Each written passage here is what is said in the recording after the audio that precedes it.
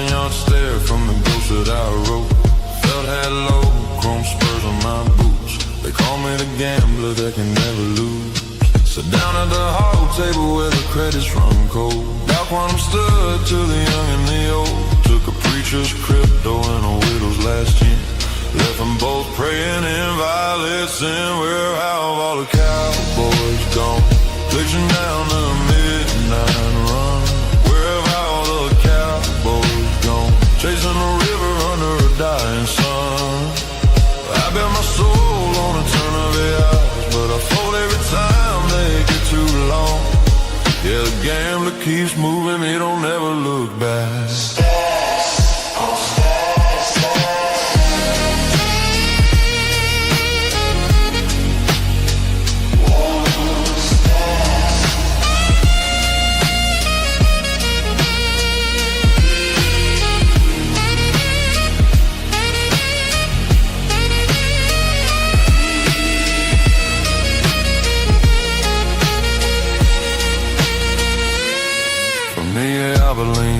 To the offshore rigs, I leave broken avatars and unpaid debts. They say know when to hold them, know when to fold.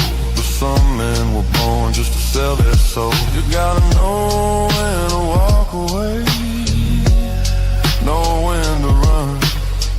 Never count your credits while the house still got the gun. Where all the cowboys gone? Glitching down the midnight run. Where all the cowboys gone? One-eyed jacks in the neon sun. When the dealing's done and the smoke finally clears, just an empty chair and a trail of digital tears. Yeah, the gambler keeps moving till the devil cashes his years.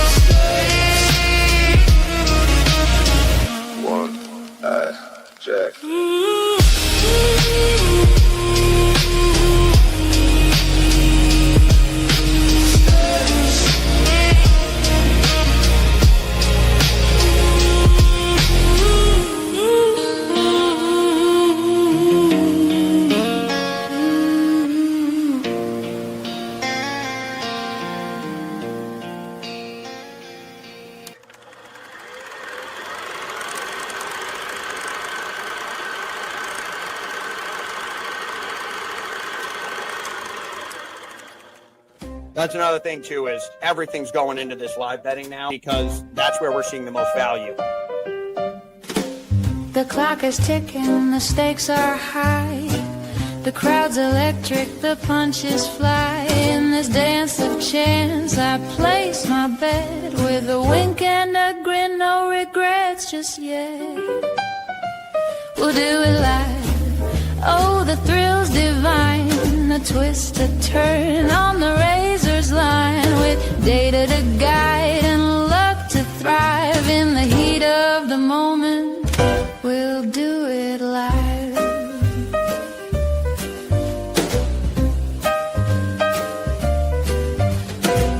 My heart's a drum, my mind's a race. Each jab, each hook, I'm feeling the chase. The software whispers, here's your edge. I double down, teeter on the ledge. We'll do it live. Oh, the thrill's divine. A twist, a turn on the razor's line, with data to guide and luck to thrive. In the heat of the moment, we'll do it live.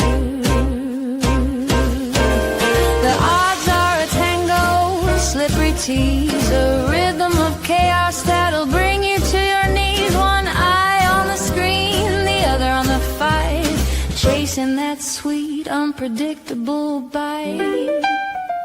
We'll do it live. Oh, the thrill's divine. A twist, a turn on the razor's line, with data to guide and luck to thrive. In the heat of the moment, we'll do it live. Monkey, come on, give us a monkey. Monkey, come on, monkey, monkey. Come on.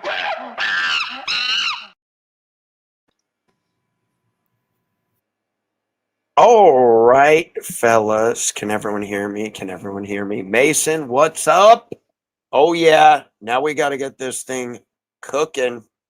I don't know. Anyone found PFL yet? I got the app up. It said there were 8 fights. Now it looks like there's 7. I don't know what's really going on. But I do think the first fight is going to be what Patty and company has over here. Okay, we're predicting. Okay, I see you guys' graphs too. All right. So we're going strictly live on this, fellas. There we go. Look at that. Ooh, that looks slick. First fight of the night. This is going to be a lot of fun.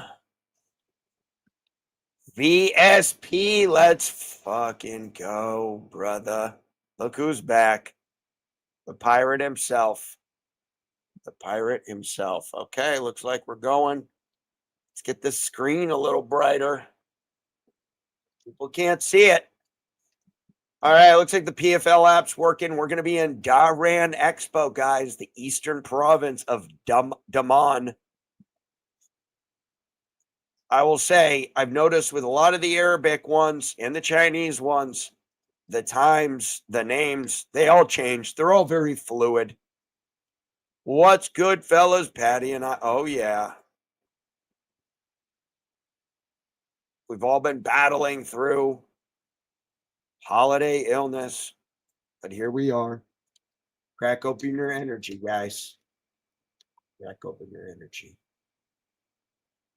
Let's listen to what they're talking about here.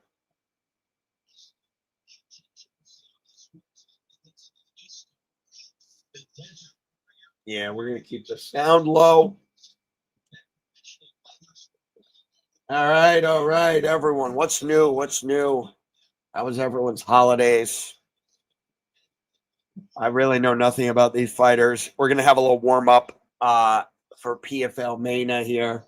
And we're going to look for live lines. If anyone has any bets that they like, go for it. I think I'm just going to stick with what got us to the dance here, guys, which is live betting. In the first fight, Mr. Ulid Gunain versus Hamad Marhoun. Two of the greats, two of the legends step up to face off. Mr. Marhoun, he is a minus 175. Comeback on Gunain. That's a plus 145. I know nothing about these guys, so we're just gonna live bet it, and we're gonna relax. We're gonna chill. We're gonna have a good time, and we're gonna wake up. First fight of the night is starting. Patty, you guys locked in? Are we locked in? It's a catch weight. Bahrain. I think that's the Qatari flag. We learned that from last week. First, a Moroccan fighter. Gunain. Let's fucking go. Locked in. Let's roll. Okay. Let's analyze and let's go live. I'm going to be closely monitoring my sports books, where there is a bit of a hope. Bovada has been the best with PFL lines, though, so we're sticking with them. We're sticking with Bovada.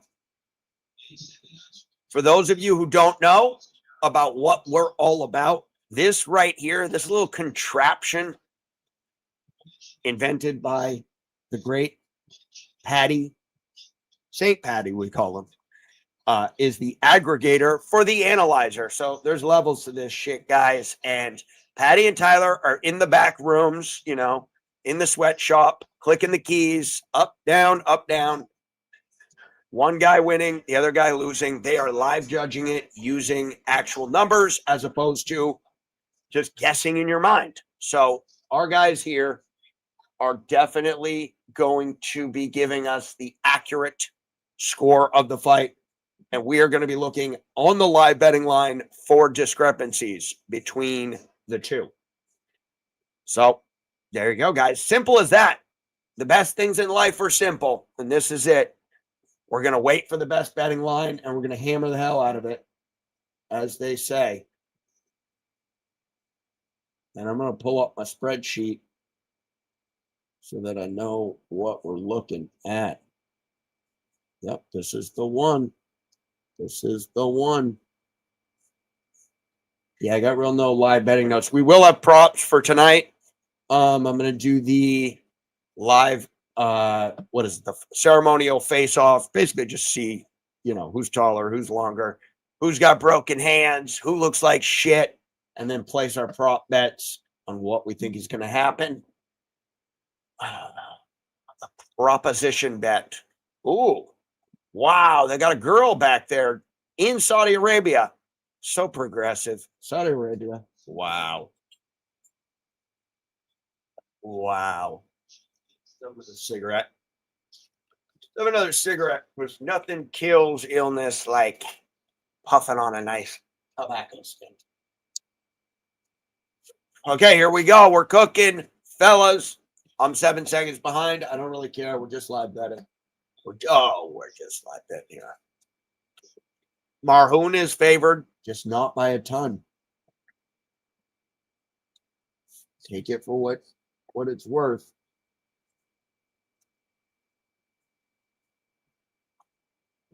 Okay, yeah, we got it over here. Okay, Gunin doing work. Can we get a live line? He gets a nice takedown. Where's Gunin at? Gunin's a plus 145, fellas. A nice little takedown for Gunin there.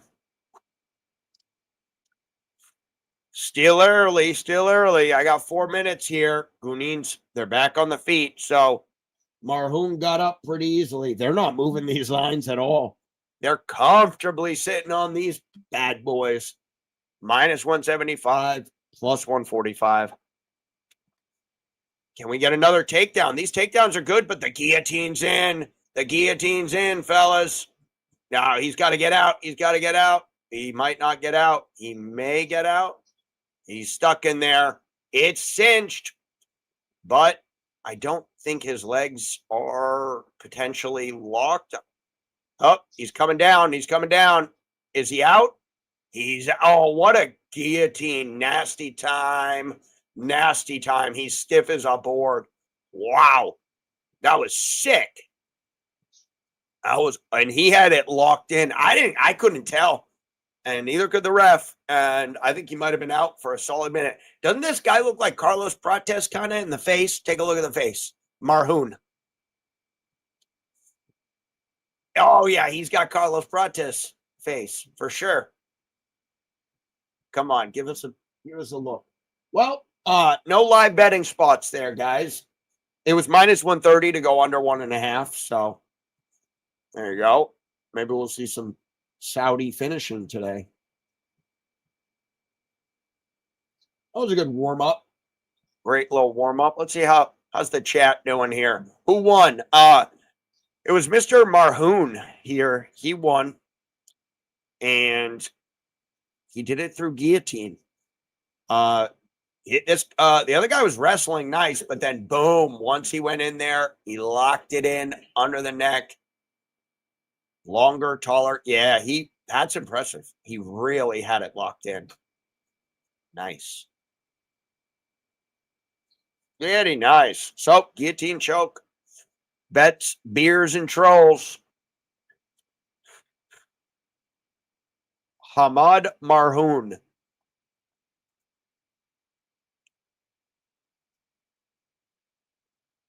Why does the one announcer... Oh, okay. Everyone in the chat, please like, subscribe, and share to have the blessings of Odin the All-Father. That's accurate, if I've ever heard it. So I don't hear the announcer. Hopefully I don't sound nasally. But it is what it is.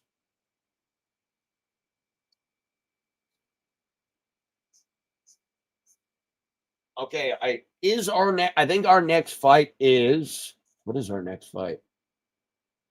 I think we're missing a fight here on my live.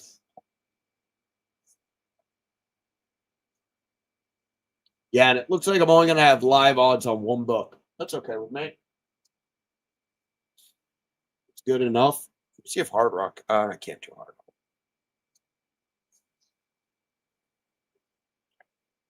It doesn't look that much like Carlos Prates. Maybe a little bit, though, in the face. Like a light-skinned, short Carlos Prates from a completely different country. Okay, does anyone know what the next fight is? I'm assuming. Oh, it's about to tell me. Ahmed Al-Brahim. Ahmed Al-Brahim. He is a minus 800 against this guy, Nabil. Yeah, and this happens to be the one that the only book offering live odds is not offering this fight. So this may be a sandwich eating spot for me here, guys. Breakfast time. That's going to be fun. That's going to be fun to watch. Well, let me oh, these scam calls are getting out of control.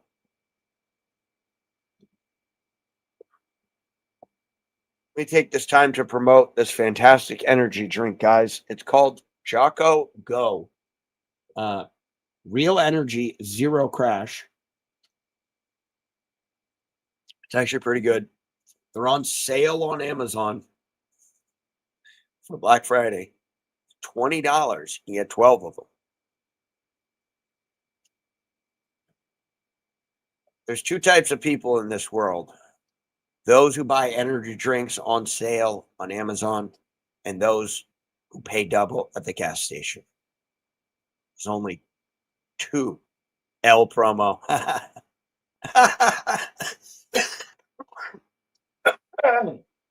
That's right, Patty. The number one drink of degenerates and also cool guys who want to get jacked at the gym. Cool guys drink this too. Cool jack guys. But this is good as shit. What do you... the L promo, yeah. No, this is not an actual promo, like, obviously. I'm just fucking around here. I'm just drinking. I'm drinking Jocko Go. I'm trying to get jacked. I'm trying to wake up. So our next fight doesn't look like we're going to have odds. So if anyone's... it has some pre-fight odds. We could bet the under 1.5 if we feel like it. But that's not really very strategic. I always lean under, though, when one guy's a minus 800. Wow.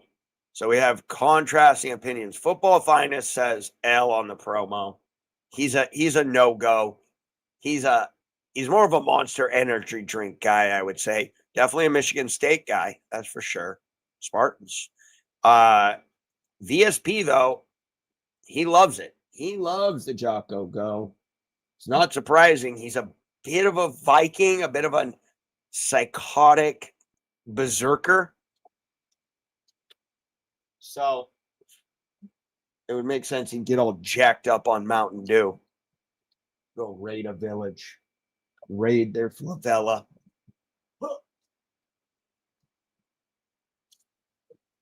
Okay, next promo here. Sandwich.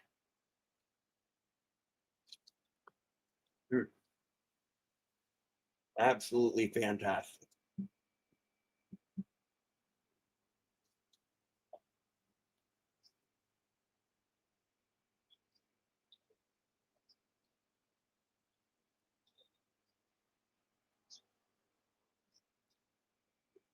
And not to get everyone else too excited, but the next fight is almost favored to go the distance. Wow. that means we might be able to live bet it. And that is the fight between Ahmed El Sissi versus Abbas Khan. Based on the names, I lean Khan. Just on the names. But Sissi is favored. Let me see if I can find some numbers on these guys, because honestly, flying a little blind here.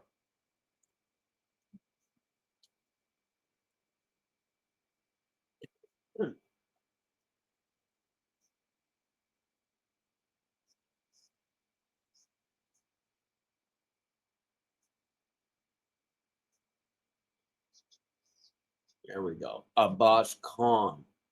He's 8-4. He's 33. He's 5'11 with a 68-inch reach. He is 0-2 in PFL. Well, maybe I backed the wrong horse there. Let's see. Let's check out Sissi here. Ahmed Sissi. 6-2. Oh, sorry. Ahmad El Sissi. He's 6-2. He's 5'8. Little guy. He lost a decision to Mohsen Mohammad Selfie. Mohammad Selfie. That was the first PFL. So these are the losers, I think, fighting each other. Man, it would be so cool if they give me a live line for this one. Ahmed Al-Brahim. He's the big favorite. Muhammad Nabil. He's also Saudi Arabian. 3-minute rounds.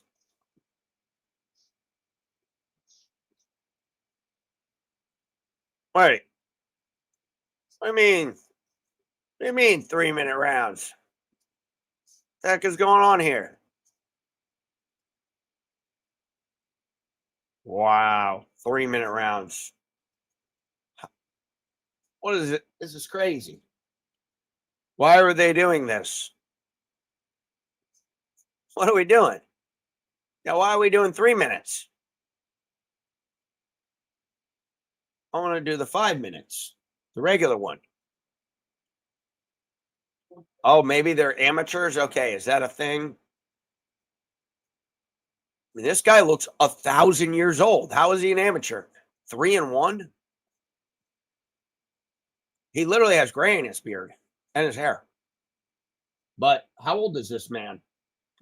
Alfred Al-Brahim. That's why they don't have betting odds. Yeah, I think you guys are right. They're amateur. Okay, there we go. Well, we'll just sit back and enjoy then. I'm gonna pick. Actually, you can bet on it on Bet Online. I just realized they were allowing it. See if they do the live betting. Probably not. Nope, they got no fighting. No fighting. Here we go. The oldest amateurs to ever grace the cage.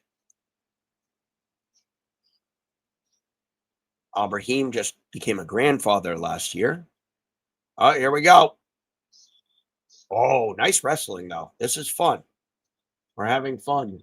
No live line. Okay, no problem. Yep, just no live lines on this. We'll live. Just kind of feel like I'm being cheated, though.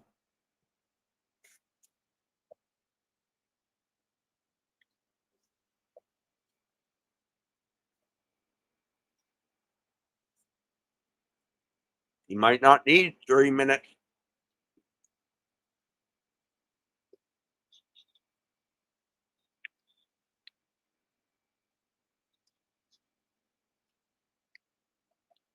Some good wrestling here from our friend from Saudi Arabia, Al-Brahim.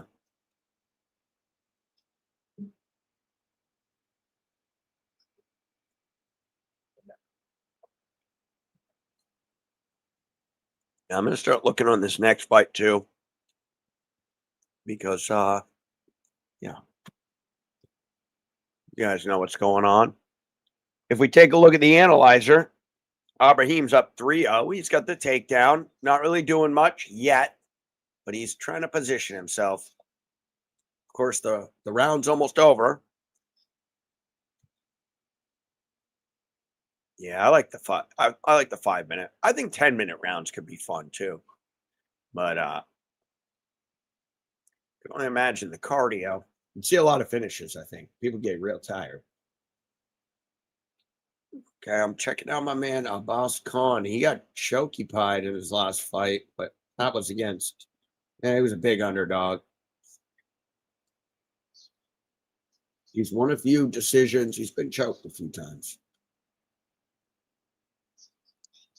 This guy's decision. I think we could see a decision in the next one after this.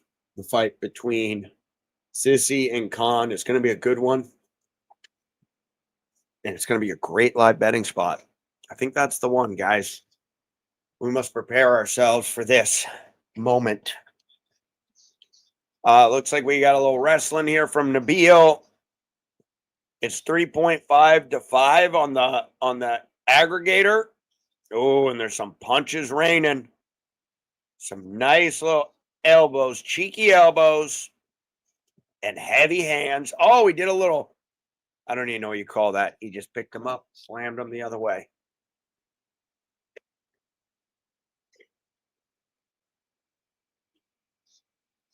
I wouldn't mind a coffee right now, you know? A nice coffee.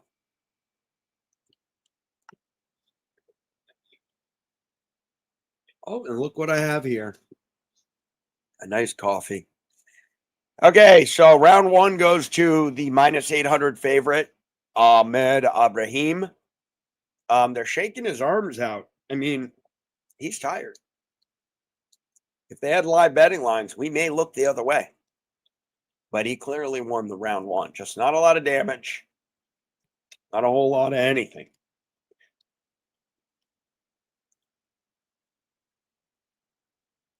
Looks like he just has good wrestling, which is cool. You got to wrestle, and then you got to beat the fuck out of someone here.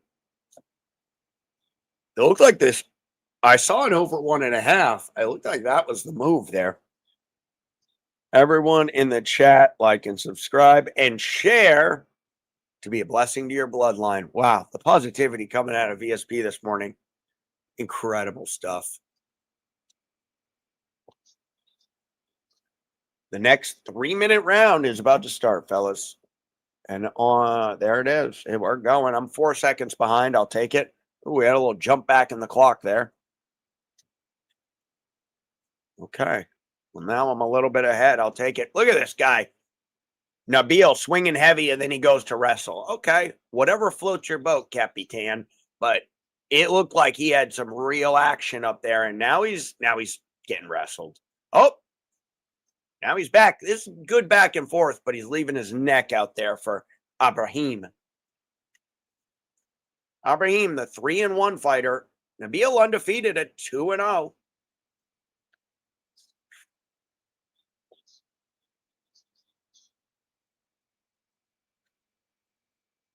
No live lines on the amateur fight. Oh, nice takedown by Ibrahim. And now he's going to work like you read about, guys.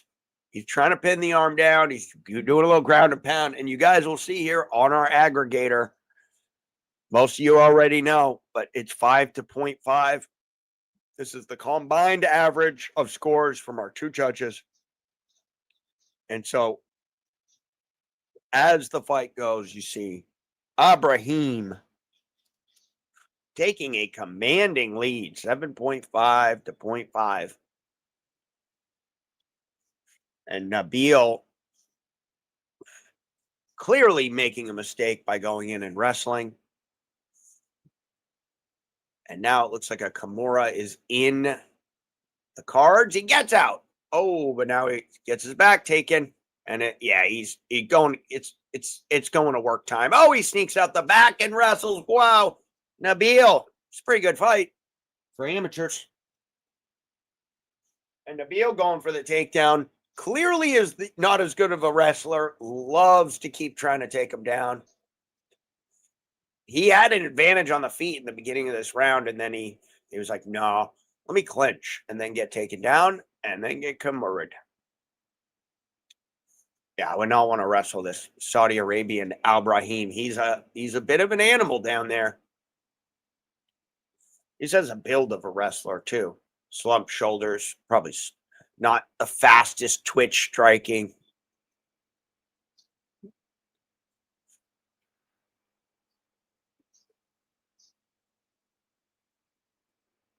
A wrestler is kind of like a tight end in football. Oh, he's just ground and pounding him.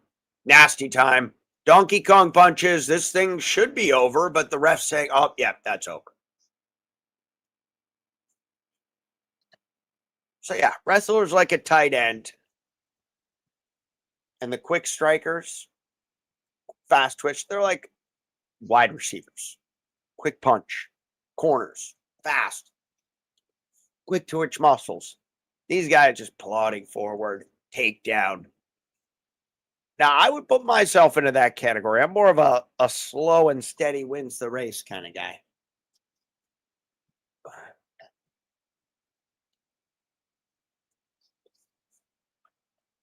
Okay, Al-Brahim with the finish. God, that's so interesting. They were offering the under 1.5 on a 3-minute round, though. That's sick. That's 4.5 minutes of fighting under. PFLMena is basically confused AF. PFL is lost in the sauce. They're like, I'm sitting here in my underwear in my apartment going like, who's in charge of the marketing here? Like honestly, who sets this shit up? What time should we have it? Let's do it really early on a Friday in America. Okay, cool. Let's do that. That's a good idea. Then let's have amateurs fight on it amongst champion card. Then let's make sure the time is not exactly the same on any other website. Like, let's make sure the time says a different one for every single one. Perfect. That'll get us the views. Now, I talk shit on PFL, but some of their fights are good. Some of PFL's fights are good, but their marketing, their promotion, the way they put it on, either the conspiracy is either the UFC is running PFL's marketing and being like, okay, we're going to make sure no one likes this as much as us, or they're just really dumb. Yeah, that could be. I don't know. That's a tough one, though. I don't know if I can chalk it up to being dumb. Because there's a lot of money involved. You got to have one smart person who's like, hey, maybe we should have a set time that this starts and not change our mind every, 20 minutes.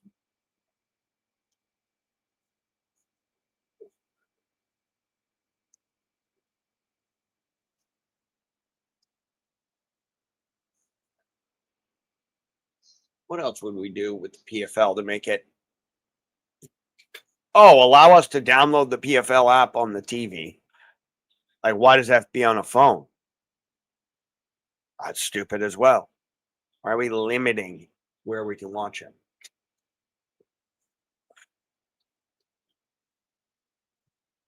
He's the Saudi Games 2023 middleweight champion. Nice. Very funny hat, too. We like that. I got to get one of those, too. Look at that bad boy. Oh, I see. It's the black ring you put over the top of the red cloth. Got it. Yeah, I'll get one of those. I really need that Albanian white hat, though. I tried to find one on Amazon. The little, the little cone hat that they put on Joe Rogan.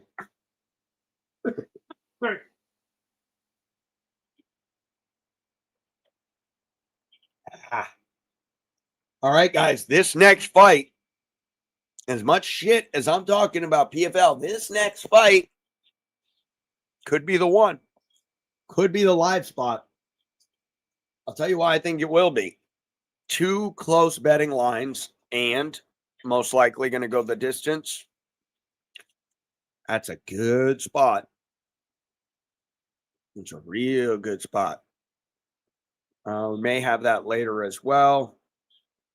And that one, Malik Bashel. I remember him. We had that under. Me and Curtis had that under Malik Bashel, and it just was a disaster. He got him right before the 1.5 minute mark. So Bashel, again, it's big time favored, a minus 3,300.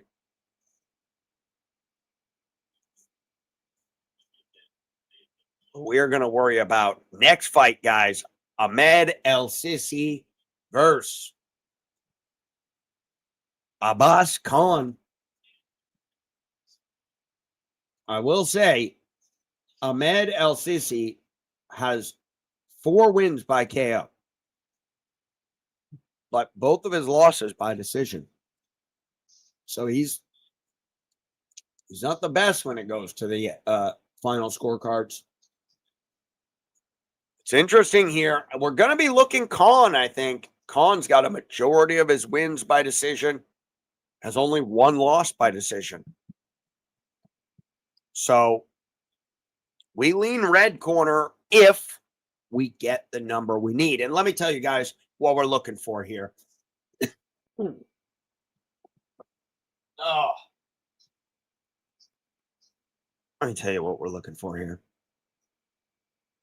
We are looking for end of the first round, right? Close round. We have it going to one fighter, but the betting odds say, oh, they think the other fighter won or whatever. Maybe they just feel like, you can't explain the betting lines. It's just whatever people are betting on. That's how they're moving it. So if people are betting on the wrong winner of a round, there's a close first round, we bet the winner of that round.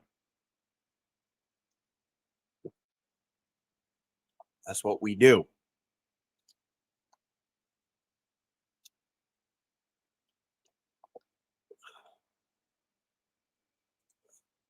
And we will do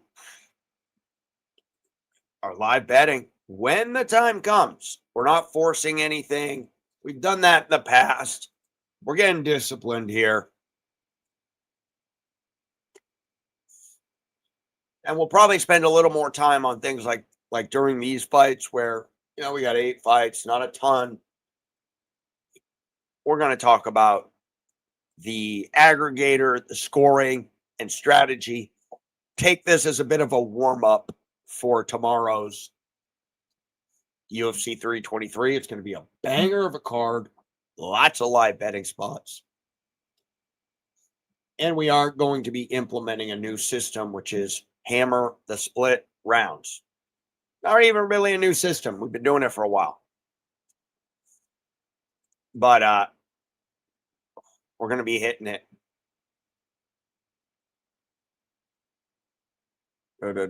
Let's see. Who are we talking about here? Patience is profit. Yeah, true. Dude was talking my head off. Did he retire? Which dude? When I hear talking your head off, I think of myself. Think of myself talking. Because I tend to do a lot of it. But it helps. It helps for something like this because wise words coming from Jedi Saint fucking Patty. Patience is profit. Patty with the little nugget of wisdom.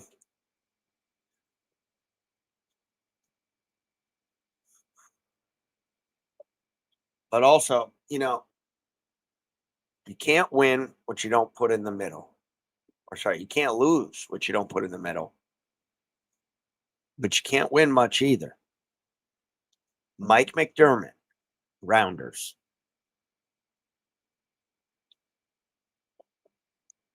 But either way, IDK, I don't know. Thanks for joining us from X, the X platform. I haven't heard any of the commentary for this because I have these headphones on. But I have a feeling it's interesting. They're not saying anything right now.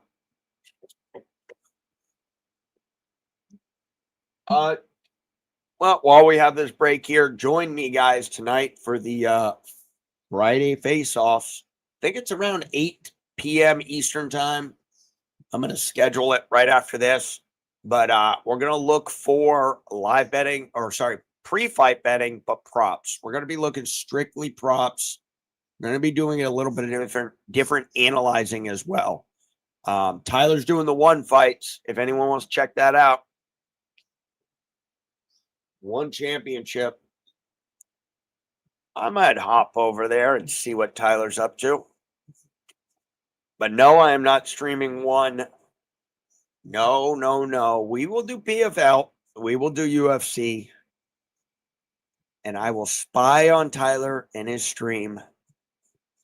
I may even watch the live betting odds just to see what's happening.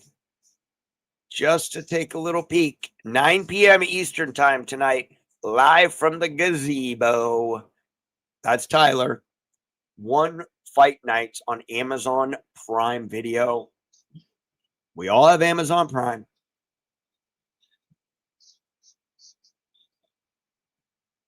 So we should all be able to watch that. That should be fun. I'll do my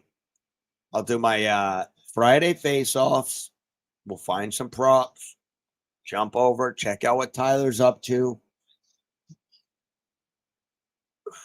Tyler, is it mostly is a lot of Thai kickboxing, or what's this one all about? We got a lot of MMA. Guess I could look. Guess I could look myself. Yes, sir. Okay, checking the card. I might check the card too. Here we go. Pitbull versus Roach. Is that what it is? No, that's something else. That's on Amazon Prime, though. That's PBC. The world famous PBC. Yeah, Cage Warriors. Here it is. Here we go. Oh, this guy's hilarious. Here we go, guys. Lock in. We're locking in.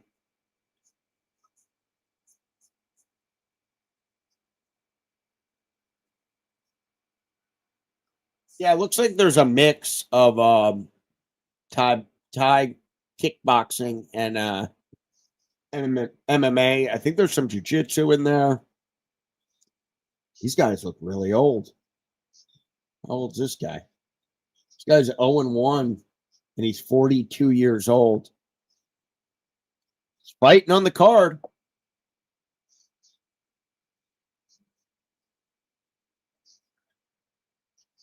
Yeah. Sissi is Ahmed Al Sissi is the favorite. But Patty, I'm looking. Here's what I'm thinking. Here's what I'm thinking. I looked at Sissi's track record. He's lost 2 and won 2 by decision. So he's kind of, a little up in the air when it goes to decision. 4 knockout wins, never been knocked out himself, never been submitted, never been finished, but has 2 losses by decision. He's going up against a guy who's got a little bit of that decision in him. And that's Mr. Khan here. Mr. Khan has 5 wins and 1 loss by decision. So we're going to look live AF. He's 8-4, a little more experience too. He has been knocked out. He has been submitted twice, but only 1 loss by decision. He's 0-2 in the PFL. He got subbed in his last one by some beast of a man. And then he had a decision in Brave, another decision in Brave, and he lost a decision in PFL last year. So there you go. That's what we got, guys. We're going to look Khan. We're going to look Sissi. We're going to look Split. We're going to look Split.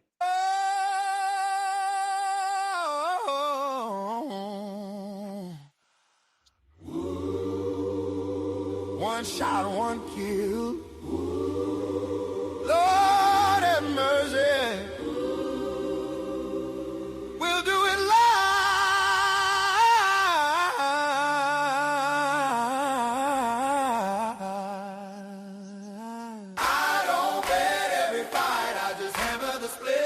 When the odds get juices, when I empty the clip.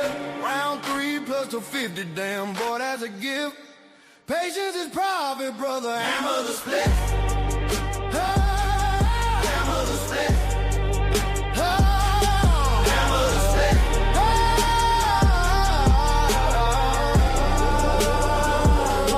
Hammer the split.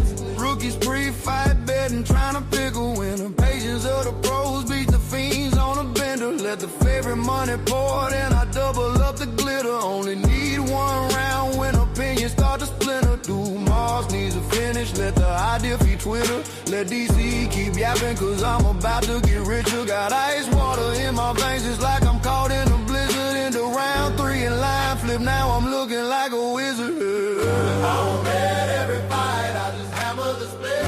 When the odds get juices, when I empty the clip. Round 3 plus 250, damn boy, that's a gift. Patience is profit, brother, hammer the split.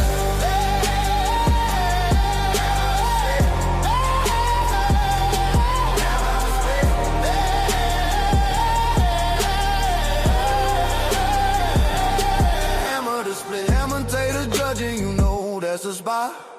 Give me close rounds, right that edge to the top. They sound so sure that confidence about to drop. Dogs on dogs on dogs, cause you know it don't stop. One-eye jack, brother. Hammer the split. Lock in, brother. Hammer the split. One-eye jack, brother. Hammer the splits.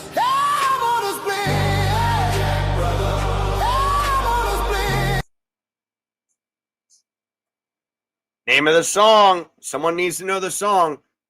Name of the song is Hammer the Splits, and it's by a legendary producer, Quincy Jones. He's a producer. Who's that guy?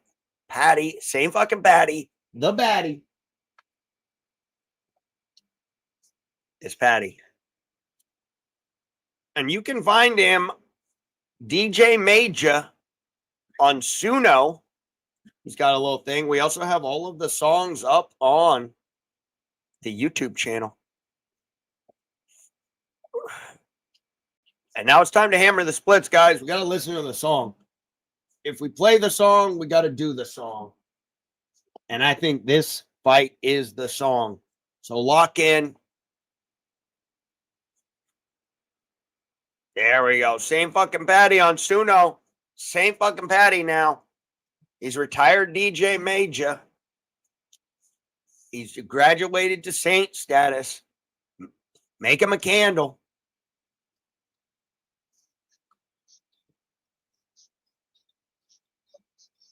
All right, guys, we're about to cook.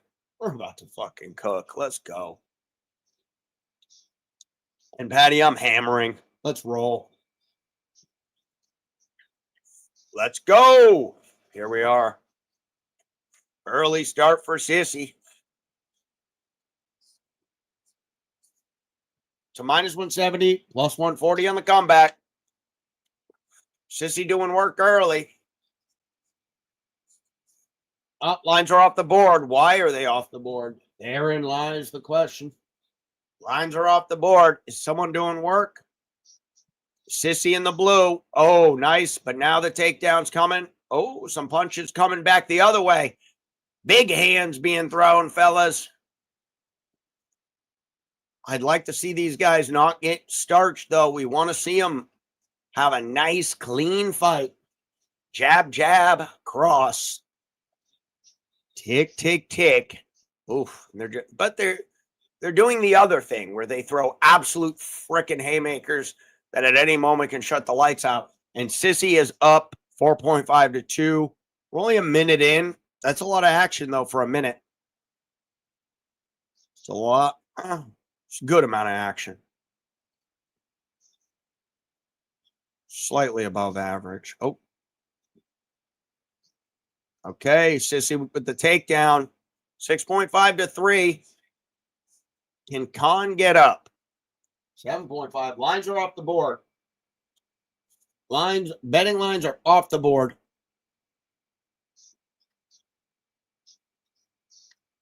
Everywhere we look, they're off the board. They'll be back. They'll be back. Sissi right now with a 5-point lead. Still early. Still early in the fight.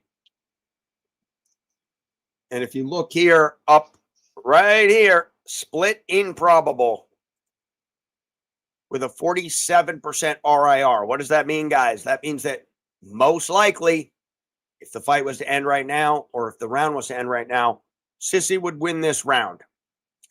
And in MMA, the most important thing is every round is basically a new fight.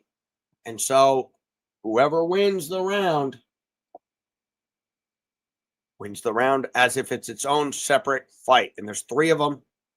Now, of course, if there's a finish, it don't matter. But we're not thinking about that. We're thinking about trying to get decisions and trying to be right on the judges' scorecards.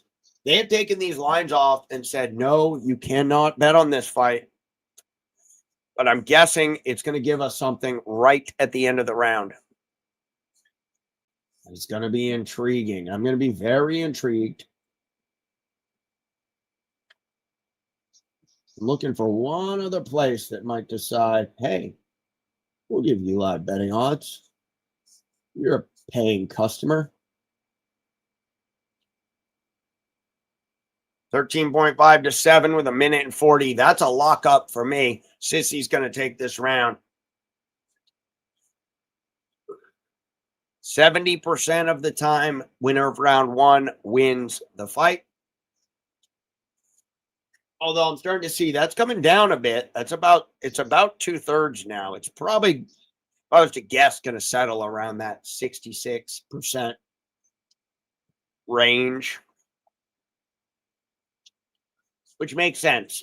Can't just blindly bet on round 1 winner, but if someone clearly takes a round and they're a -150 or better, so -150, -140, -130, etc., down to even and plus money, then it's a good bet. Because at -150, 66% of the time, you're good. You only need 60% implied probability.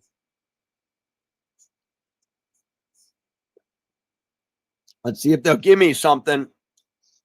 Honestly, I'd be looking Sissi here. I'd be looking Sissi up 8, first round win, 19.5 to 9.5, and they're slanging and banging, trading heavy leather in the pocket. Uh-oh. Oh, yeah. Khan was on his last legs, kids. However, now I know the line's going to be nuts on Sissi's favor if Khan can recover and do well in it. But look at this. So here's something to factor in too. The damage is heavy. It's not like it was just he wrestled him for a round. So that gets factored in as well. I think it's going to be a bigger factor as I keep going too, but that doesn't always tell the story. Let's see how Khan looks off the stool. Come on, give me a live line. Don't be a bitch.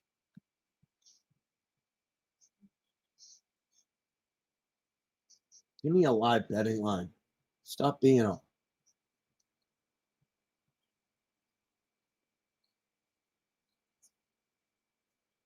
mean, they got esports, Counter-Strike. I could bet on Counter-Strike in Budapest, but you won't give me a live line on PFL? You kidding me? Serious?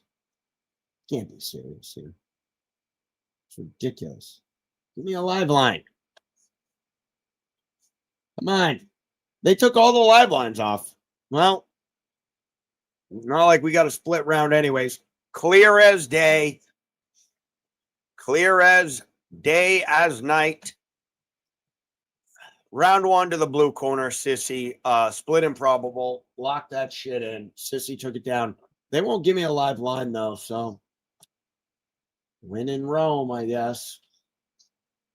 PFLMena. This isn't PFLMena's fault, though. This is the sportsbook's deciding not to put up a line. So they're just going to stand here and trade, and all my hopes and dreams will be held up on this live betting screen. I'm going to fucking check another one here.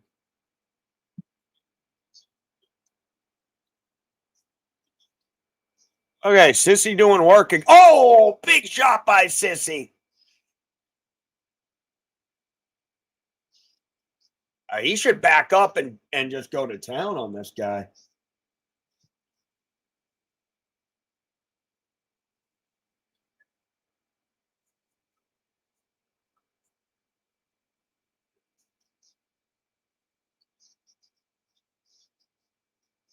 Yeah, I don't give a shit. If I get a live bet it, I don't fucking care. El Sissi, beat the shit out of him for all I give a fuck.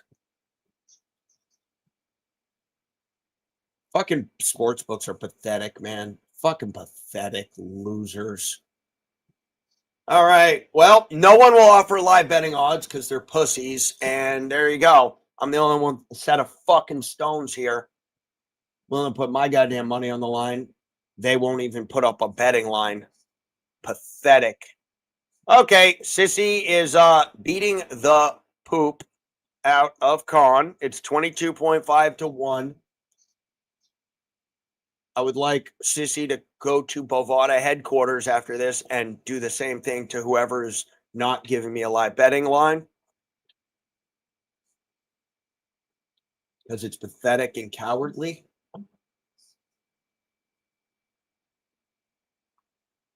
Sissi is with 3 minutes left, should be able to get this finished. 23 to 2.5.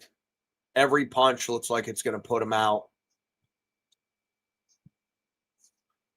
But Khan's got a chin. He has been knocked out before.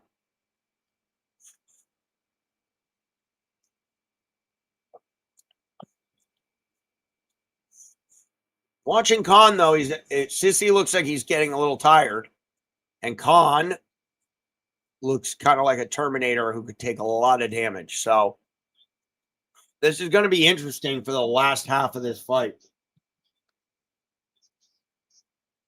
Obviously, if Khan can't come back on the scorecard, though, he would need a finish, which is possible, but he would really need to come back in this round. And I don't think he's up to the same level as Sissi. So even though maybe he's tougher, more cardio, that body shot was nasty. Yeah, Khan is cooked.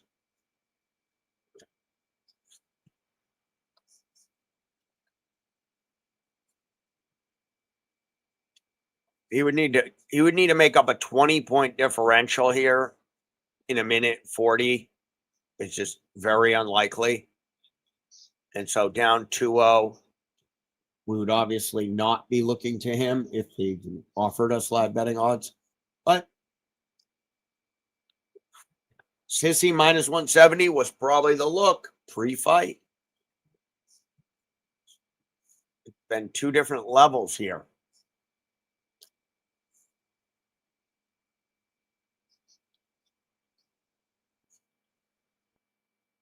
Now they're kind of just both tired, going back and forth. Although every time Sissi throws, it is with knockout intentions. Big time. Okay, now they're getting into some action here. Not bad knees coming back with Khan. It's one of these weird ones, though, where I could see Khan. Sissi's wearing down. He's tired. Those shit brick house muscles the lactic acid is building up. Khan's got that like construction strength, that drywall strength.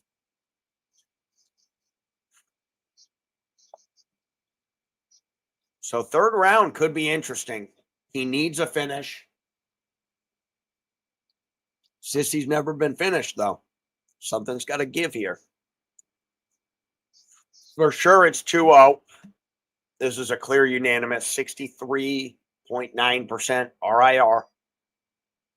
And so we're locked in 2-0 for sure on Sissi. But he's gassed. He's a tired man right now.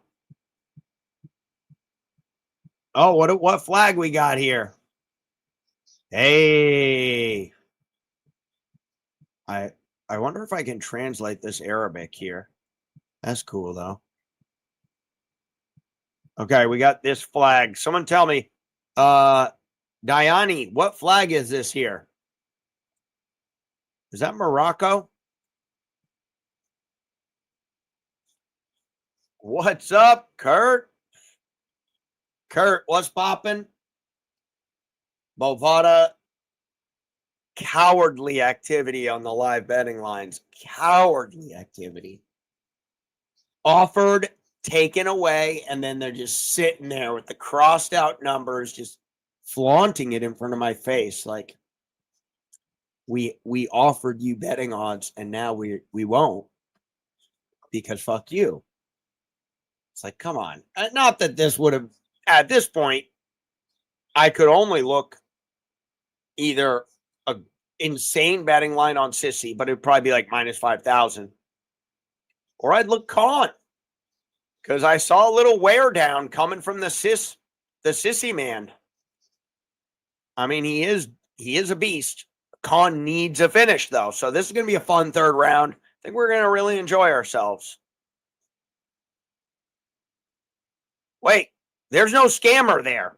VFP, that is not a scammer.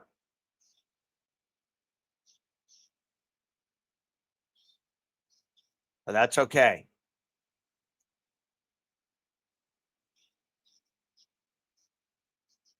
That's hilarious. Kurt. Maybe I'm just too old. Maybe I'm just too old, man. Moroccan. Yeah, okay. That's what I thought. It's a cool flag. The VSP clearly does not speak Arabic. Okay. VSP, what's popping? Mr. Curtis is seeing you in the chat. VSP, confirm you can see Curtis. The reunion we all need.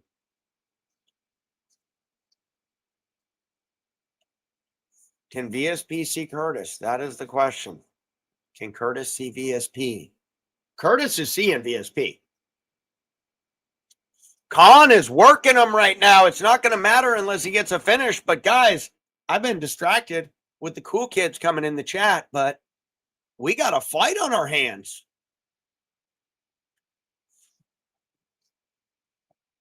Wow, VSP and Curtis seeing each other's chats again.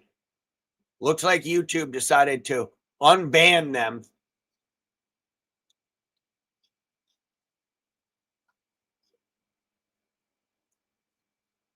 Curtis, I might at this point, what's the action on Counter-Strike? I need to get something in here. What am I betting on? Give me a prop in esports.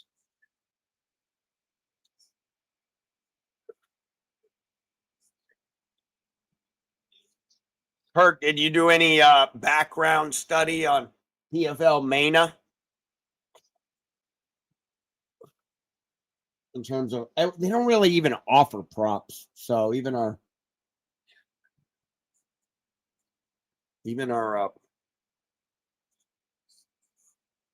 props are basically, we get one round total and we get a money line. And we also get oh, that's nasty. We also get live odds for a couple minutes too.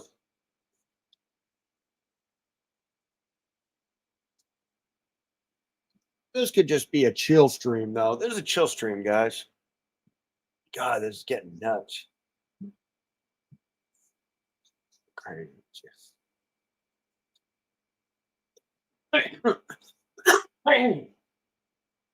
Oh, minute and 30.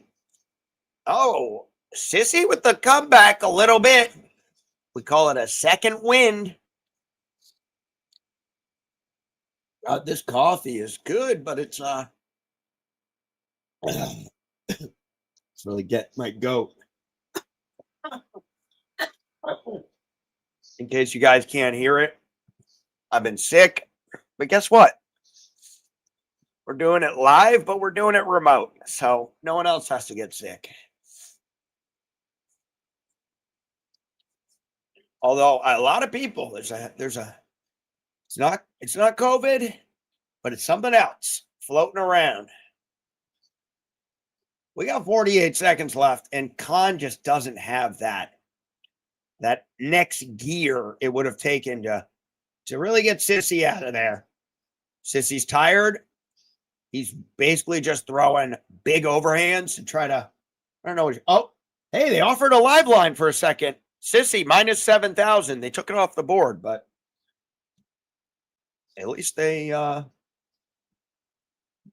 something.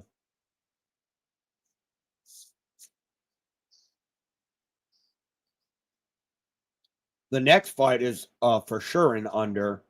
It might be a heavyweight or something. I don't know. Oh, no, it's not a heavyweight. It's just that dang Moroccan beast.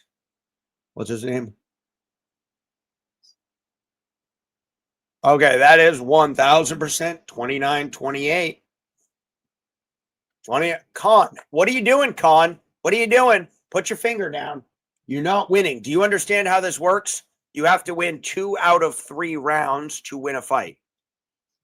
Someone explained to Khan that you can't win a fight if you win 1 round. You got to win 2. Seems simple enough, complicated to some.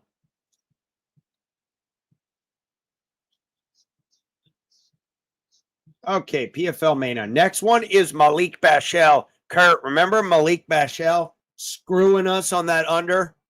Or maybe, no, we bet the over. 1.5. C's live odds. Same shit. We do it live. I got to see what Curtis is talking about here. We do it live. C's live odds get insane. Almost every day there's a big favorite loser or something. C's, are you talking about Counter-Strike?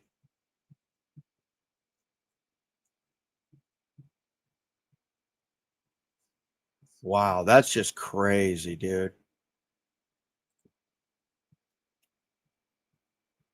Put your finger down. Talking about this finger? No, he's not talking about that. I did cut my finger. I have a nasty gash on my hand. I can like see the indent of skin. Malik Bashel's a motherfucker, dude. He's like Yusuf Zalal, but younger. Counter-Strike. Okay, Counter-Strike. That's pretty sick. Damn.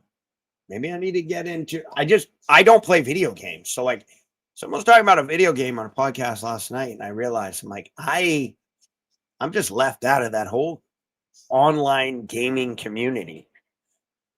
But also, I get obsessed with things, so I know that if I start playing video games, I'll just never stop playing, and it'll be bad. It's like my old online. Was that split? I didn't hear it. What happened? All him. Yeah, winner by unanimous. Had to be unanimous 29-28. I would have thought. Would have thunked it. Okay, what do we got here? What am I doing here? I don't even know what we're doing.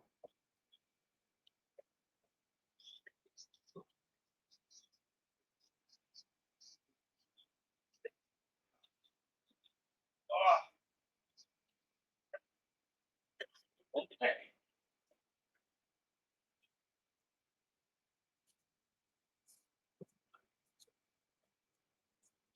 Oh, okay. Ooh, let's see. Where's he from? What flag is that? I will say the Middle Eastern flags are sick. They got a lot of cool ones. Qatar had that one. I like that. The little red one. Red with the...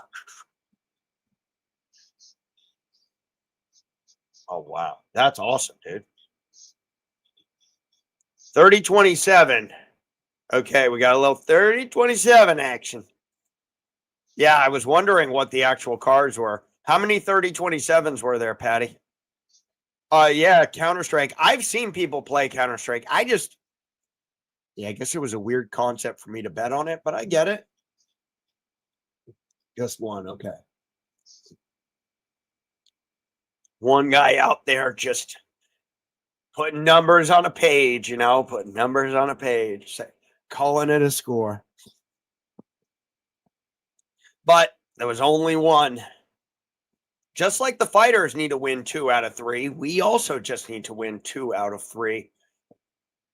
Not to say we're competing against the judges. We're just more trying to mirror the judges. You could say it's the opposite of competing. It's trying to be exactly like, we're trying to get in the head, into the minds of the judges using our judging minds. And in my humble opinion, our judges on this stream, humble opinion, are far superior to most judges. Here's why. I'll tell you why. Because they're doing it all the time. Every event, Patty and Tyler are out there scoring fights, thousands and thousands of rounds. I'm not going to name names, but I guarantee you there's most of the judges out there are not scoring thousands of rounds. So it's like, just logically, they're going to be better. Logically. Uh-oh. Yep. Quell Canal, please fight. Jules, welcome. Welcome to the channel. What do you mean by Quell Canal? I'm gonna get a clarification on that. Quick little clarification.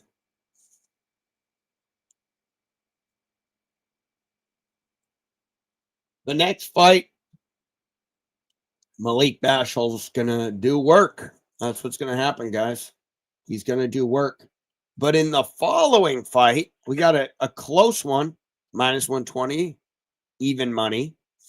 I think as the fights get a little more higher level too, they may have a little more live betting leniency and actually keep the lines up for the fight as opposed to just some other nonsense.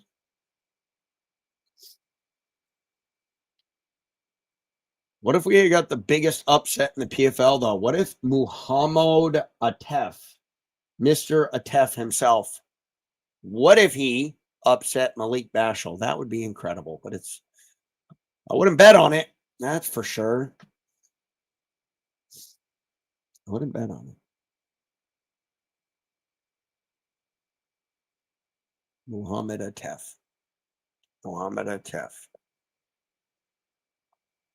Okay, everyone in the chat, please like and subscribe and share. And this is in order to not wake up tomorrow morning with Joe Biden sniffing your hair. I don't think he even meant for that to rhyme. Oh, what channel?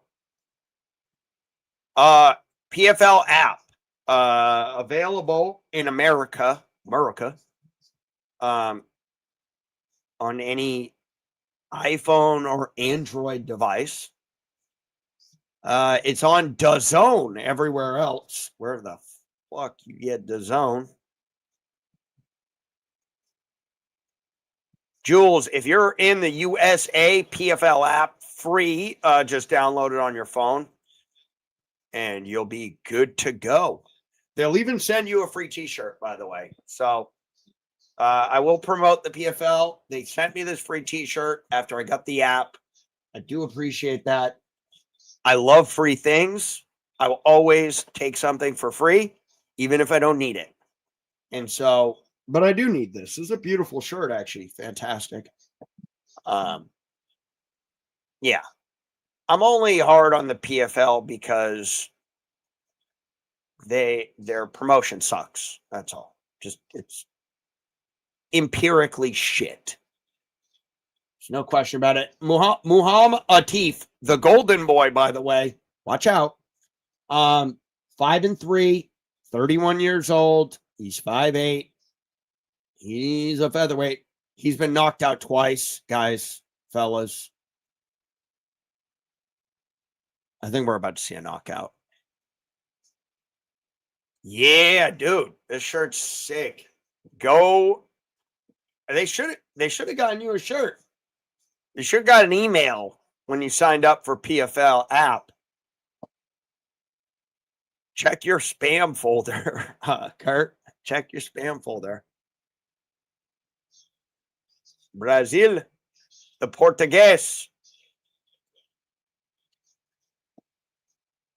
Well, if you're in Brazil, I don't know. What is the deal in Brazil? Is it PFL App? Is it DAZN?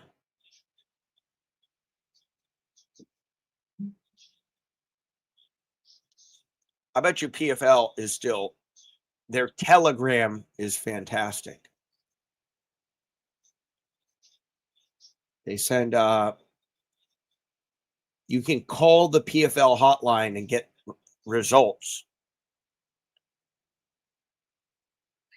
PFL plays on the radio. PFL said, internet, that's interesting. That's an interesting idea, but have you guys ever heard of the radio? And they said, we're going to focus on radio promotion, where all the cool kids are.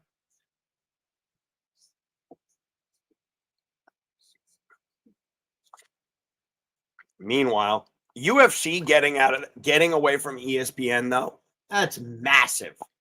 Paramount Plus is taking over the world, and ESPN is having discussions about like a whole lot of non-sensory. Plus, every time I pull up my ESPN app, I favorited the UFC, I favorited the NFL. I say, okay, I'm going to pull it up. They're going to be promoting to me the next UFC fight, maybe an NFL game. Nope. It's women's college basketball. It's WNBA action. The Aces versus the whoever the fuck. And I'm like, I pay for your service for one reason and one reason only. UFC. I only check the UFC scores and the NFL and baseball and basketball a little bit, but I have never once said, I wonder what the score is to the Aces game tonight.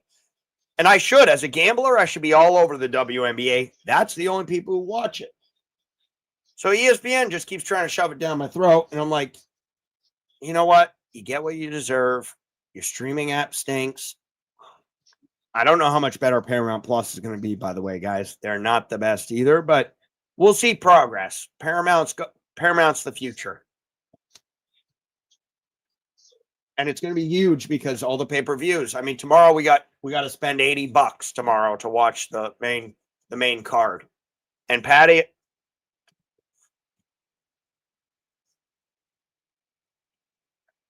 let's see.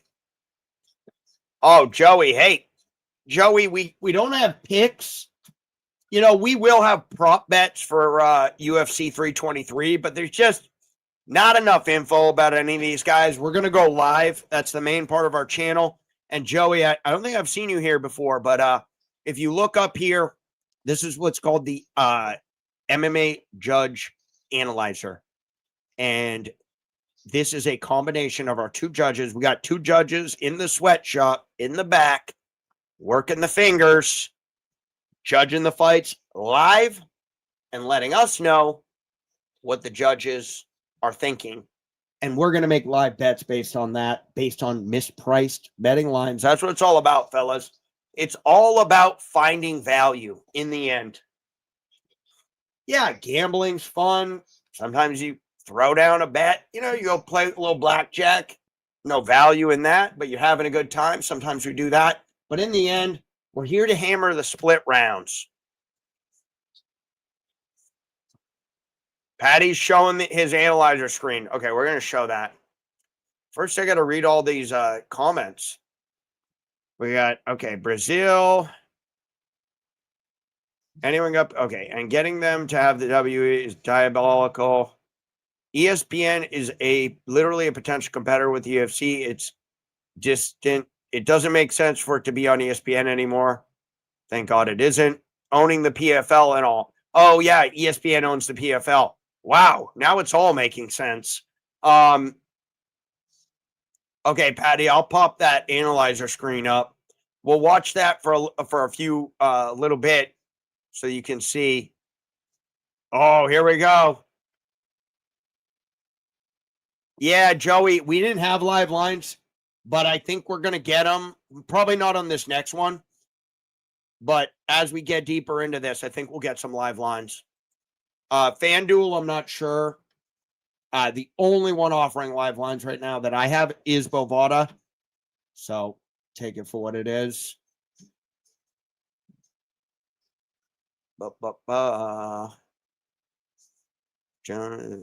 Okay. Here we go. Red is a decent dog. Let's go over Curtis's. I think he's talking about Rada. Islam Rada is a -110 now. I don't know if that's who you were talking about, Kurt. Hey, Joey, good to have you here, sir. Good to have you here. And join us. Well, you can join me if you want for the fighter face-offs. That's even more chill stream than this one. But then our main one, not chill stream, very much jacked up on Mountain Dew, UFC 323. We're going to be going live. We're going to be crushing the live bets because I'll tell you guys some things about the numbers that are crazy. We'll do it on the next one because I want to see. I am interested to see this guy fight too. He was nasty in the last one. And we'll see if we get any live lines on this fight, but I don't even think we're gonna. This other guy's gonna get it. Yeah, he's cooked.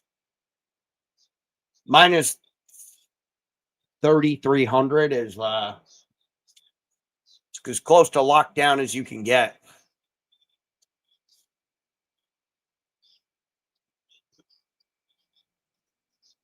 Yeah, 8 o'clock tonight. We'll watch him. Curtis, you're actually the main guy I want there because it's really a prop show. Yeah, Rada. Okay, I like that. Kurt, you like Rada? Dude, I like Rada.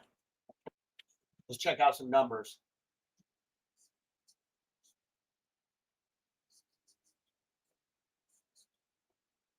Patty, I might have to get a little DGen here, you know. It's in my nature, you know. The scorpion and the frog, guys. Scorpion's going to do what the scorpion's going to do, and I'm going to do what I'm going to do, which is place wagers on events. Oh, you made picks. Okay, for which card? For Tapology picks. For this card for the UFC. Hey, Kurt, you're betting on Counter-Strike. It's in your nature too, brother. Let's fucking go. Yeah, I'm going Rada with you. I'm going Rada, but I did want to, you know, at least give myself. I don't want to be total DGen. I want to pretend like I at least studied something about the fight.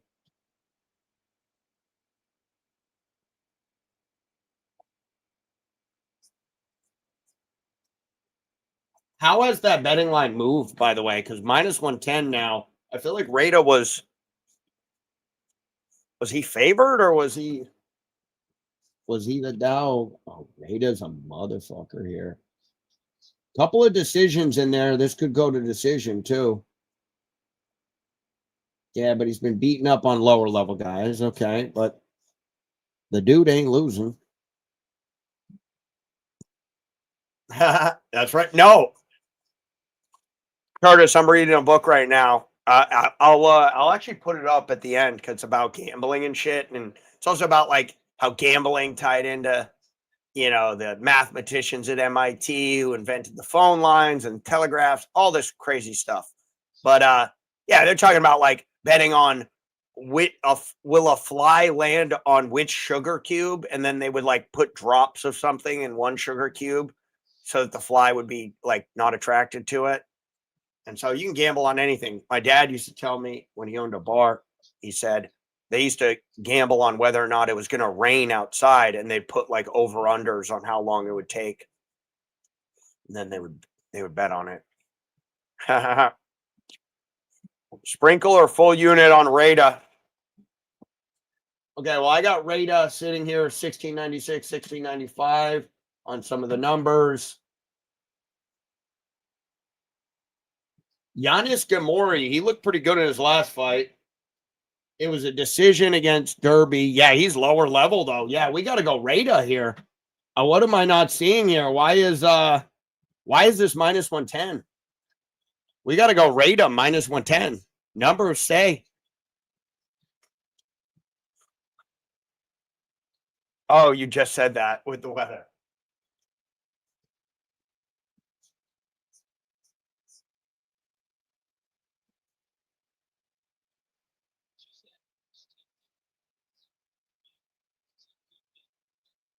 Rada. Okay, guys, I think we're all on Rada here.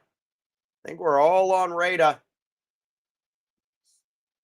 And Bashel, yeah, Bashel won.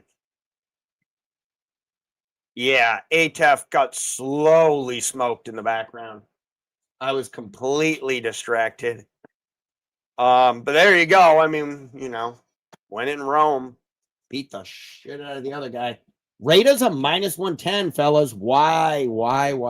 Is money coming on the other side or is it coming on Rada? We're about to find out.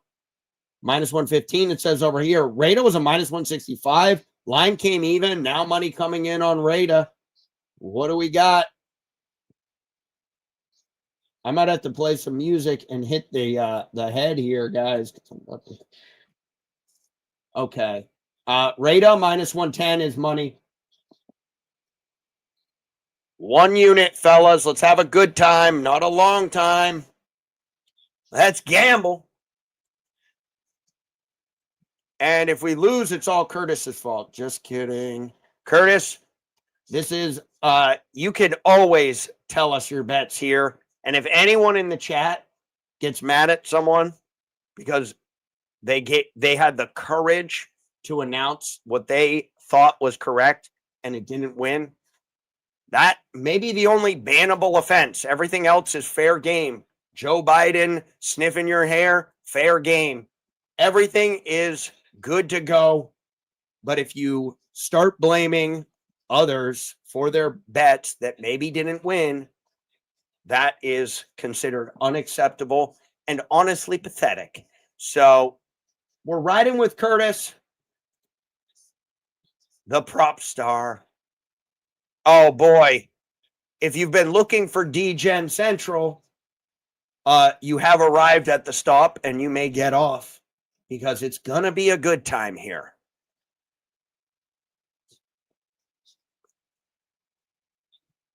Oh yeah. Hey, and Curtis, definitely watch the intro for the fighter face-offs tonight. We got a new video. It's incredible. Curtis, your name is featured in the video. It's fun. It's exciting. Half unit, love it. I love that. Curtis is into it. He's on to it. I think we're doing 8 o'clock. Let me just check. It changes sometimes, but when I saw yesterday, 8 p.m. Eastern time, that'll be 7 Pacific. And I will be scheduling it right after this.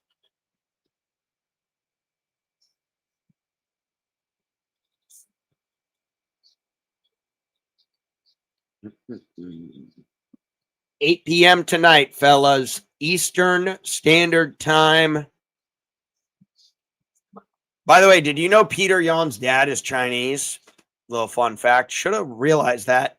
Last name Yan. But obviously, he doesn't necessarily look super Chinese. But then you see it in the eyes. You do see it in the eyes. Peter Yan. Curtis, I do this. I just try to interpret. Yep. 7 Central Standard Time. Yeah, I interpret when there's an autocorrect needed. I think it's unbelievable. Yep. Dude, it all makes sense. His dad, I checked his Wikipedia because I was looking for the Russian flag. By the way, I still don't even know if that's the Russian flag. There were like 4 flags, but I found Peter Yan. I was like, where is he from? And it was like, his dad was Chinese. I was like, no shit. Peter Yan. It all makes sense. It all makes sense. Well, it's like Kevin Lee, right? I don't think Kevin Lee is Asian. But Bruce Lee is Asian. That's a confusing one. But Peter Yan should have realized that. Him and Yan Xiaonan. What if Peter Yan and Yan Xiaonan? Because you know they flip it around. They like to flip around the names in China. We need a over the hill Yan and one champion. Oh, if they don't go under. Yeah. One championship. I think one's got a better chance than PFL. At least they're on Amazon Prime. At least I know where I can watch them. Also, like PFL's weird. Like, is PFLMena different than PFL that's on ESPN? And seems to be a lot of moving parts with this promotion.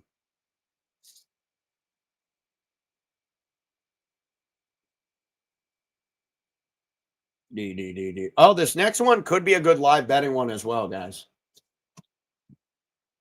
Nawas Abzak versus Islam Youssef.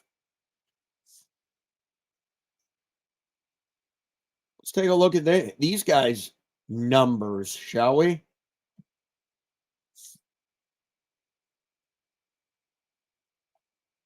Okay. I might as well be showing something on the screen, right? Why not? Let's go to my favorite place in the world. No, I'm starting to not. I like Fight Matrix. See, this is my Fight Matrix page. I like them. They're good. I don't know if they're great, though. I don't know if they're great. I'm going to be using a new site, which I'll show you guys, too, that we could talk about, because we will be talking about it during the ceremonial weigh-ins.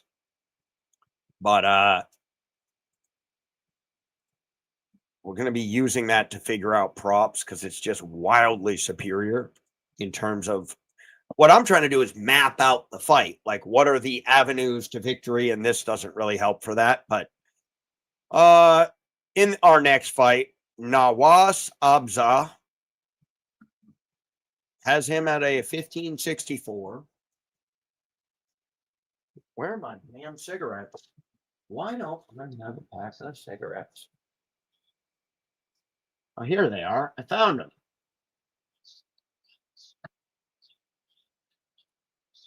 I think I got one under my butt.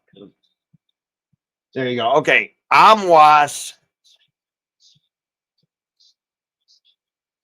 1564, 1518. So I'm just looking at his Glico 1 scores, ELO modified is ELO K170. What does it all mean? It's basically just like a score kept who they fought. Once you fight a guy with a certain rating, it adjusts your rating based on the results. It's not the perfect system, but it's a system. All the same. So it has his numbers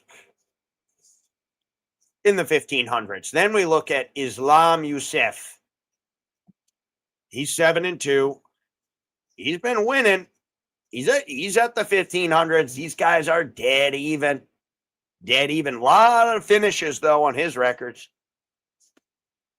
Flying head kick. A flying head kick. Amazing. Amazing.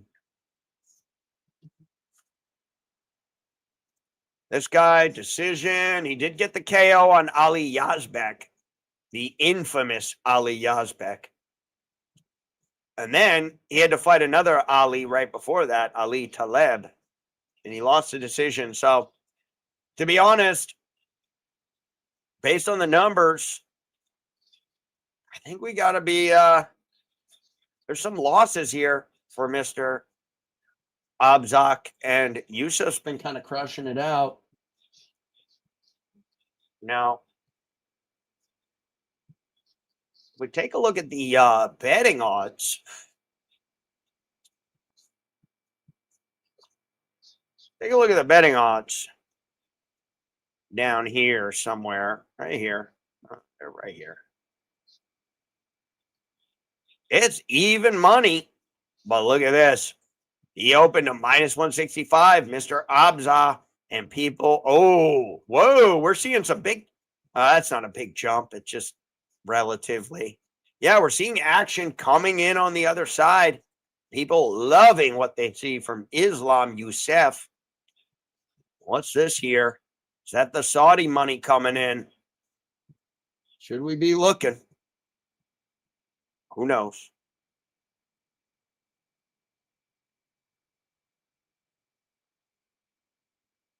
What do we got in the chats? Okay, regional for MENA. One of the commentators is remote.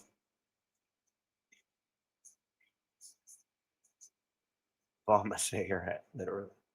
Yeah. Sometimes I drop them. I've been accused of having what they call scatterbrain. Because I got a lot of things going on. It's my natural state. I think Islam Youssef is going to fuck this guy up, dude. But this is a perfect live betting spot. If they are kind enough to give us live betting odds, wow, we are going to be lucky people. Time will tell. Time will tell. No idea what's going on over there. Where's my thing here? Where's my thing here? There it is. There it is, fellas.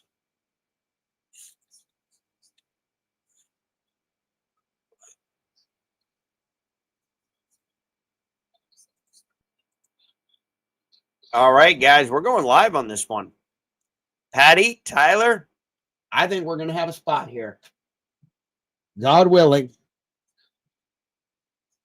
Let's give it a little alhamdulillah right before our fight here in Saudi Arabia. We need to get that live line.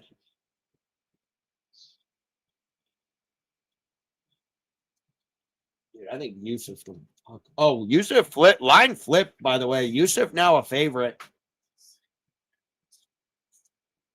I let Rada. It has my numbers Rada higher by a good chunk here. That's why I jumped on it. I didn't just jump. The line actually doesn't even make sense to me. Like, unless there's something weird going on. But Rada here. 1696, 1695, 1641 on his Glico and whatnot. And then Yanni. Now, yeah, Yanni did go to work on this guy, but 1480, he fought, got kind of his ass kicked, and then had a good one here. I don't know. Give me Rada. I think Yanni's getting a little of that UFC love. So that's my opinion. But back to our scheduled broadcast here. Didn't Nawas win like a weird decision? We did PFLMena 3. I feel like he won a weird one in our last stream there.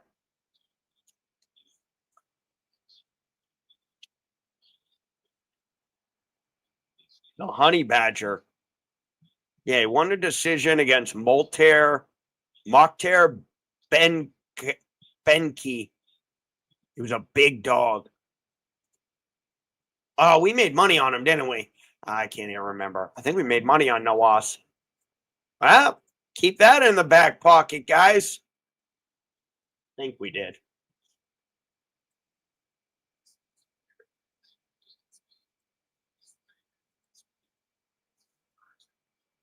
Well, I'm excited if they give us live lines. I'm very, very excited. Yeah, interesting. Yeah, what it says for Rada is just higher rated, just higher level. And, you know, when it's close, yeah, who knows really? But when it's 200 points higher, that does say something, especially if they're saying even money.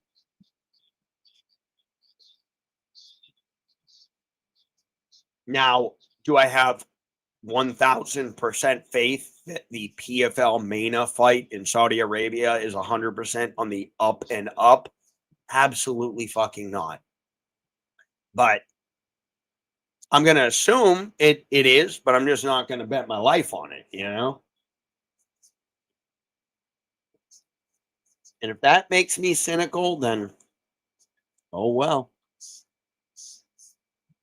Gotta be careful out here in these streets, these gambling streets. People can get tricky. Gamori. Oh, with Gamori, yeah, I don't think they know either. You're right. I think they're going, well, he only lost to guys in the UFC, and it was Peyton Talbot. He did get absolutely starched, but Payne Talbot, then he got William Gomis. They're good fighters. So is that why? Yeah, it does mean Rada, though, doesn't it? Yeah, you know what's amazing to me, Curtis? We got all this AI and shit, and like the phone should know what you're trying to say. Come on. Should be reading our minds already. Meanwhile, I'm over here texting on fucking iMessage and like sending all the wrong things with all the wrong meanings. Then I'm getting yelled at. What can you do? All right, fellas, lock in.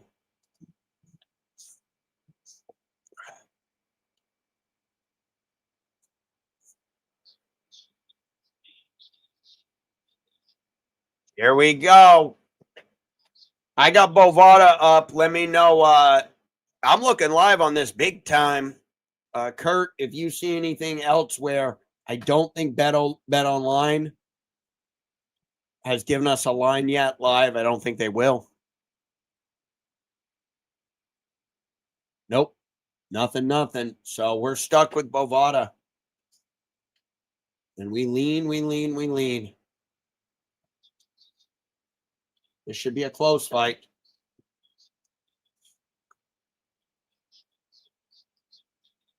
All right.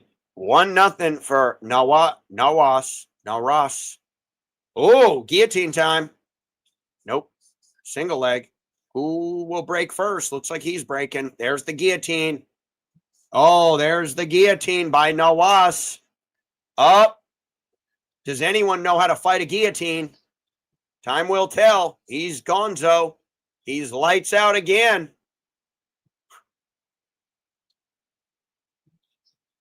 Well, that's the second guillotine where the guy basically died. Yeah, I know. Bet Online's smart. See, I can always translate your words, Curtis. I know that BOT was BOL. I know that. AI doesn't know that. Your phone doesn't know that somehow, but I know that.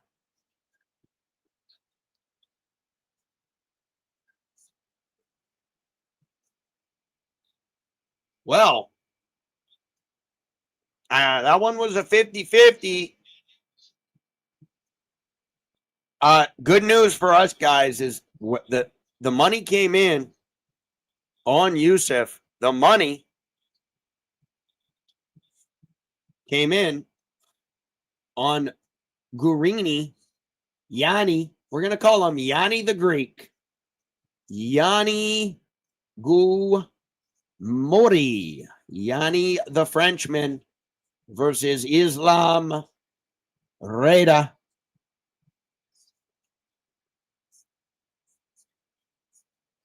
I think Islam Reda about to go to work. He wins a lot of decisions too, so we will look live as well. We can't get off track here.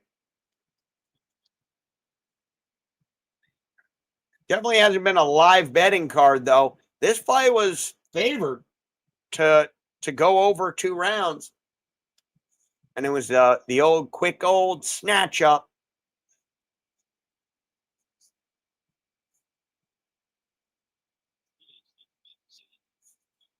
He tried to do the body slam to get out, and I think that was a really bad idea. Maybe he didn't. He really was just like, get me out of here. Get me out of here. And then he went, I'm just going to slam him. And I think he slammed himself into a tighter guillotine.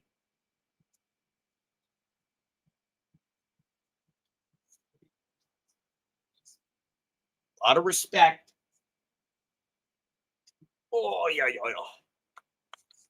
All right, guys. Well,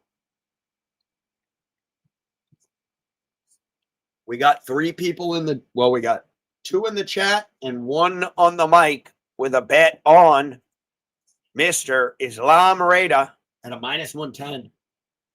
We love the line, guys. We love the line. We think it has some real value.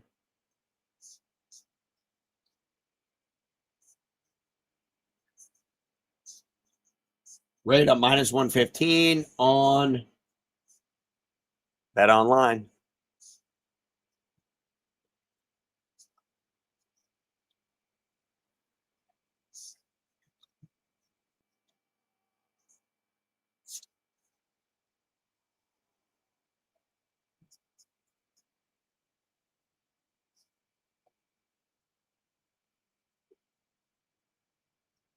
So he's the winner, huh? Winner, winner, chicken dinner.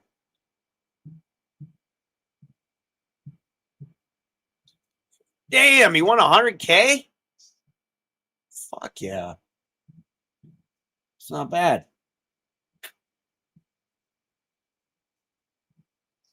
Wow. One of my books is offering -120, -115. That's absolutely disgusting. They should be ashamed of themselves. Shame. Shame. Okay, yeah, Islam's getting the action right now. I'll keep my -110. And we'll go live. Both of the, I think we're going decision. It's -190 going over 2.5. We're going live.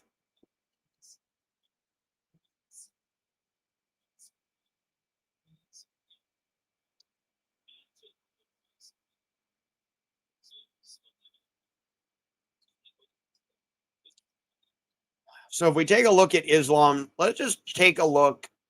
Let's go since 2024. Last 4 fights here. Basically all PFL. Fought a 1369 guy, so a little bit lower level, went to decision. Knocks out a guy, 1303, lower level. 1418, decision. Well, he's 4-0 in the PFL. 3 decisions, 1 knockout. Diani, the Frenchman, gets the decision win against a 1400 fighter. Not bad. Gets knocked out by Peyton Talbot. Not bad. Gets body kick, TKO against William Gomes. Again, not bad. He gets a knockout against a lower level guy. So Gamori's a big unknown, I would say. He's a big unknown. Now, I do want to show you guys something. This is what we're going to be doing. It's what we're going to be doing.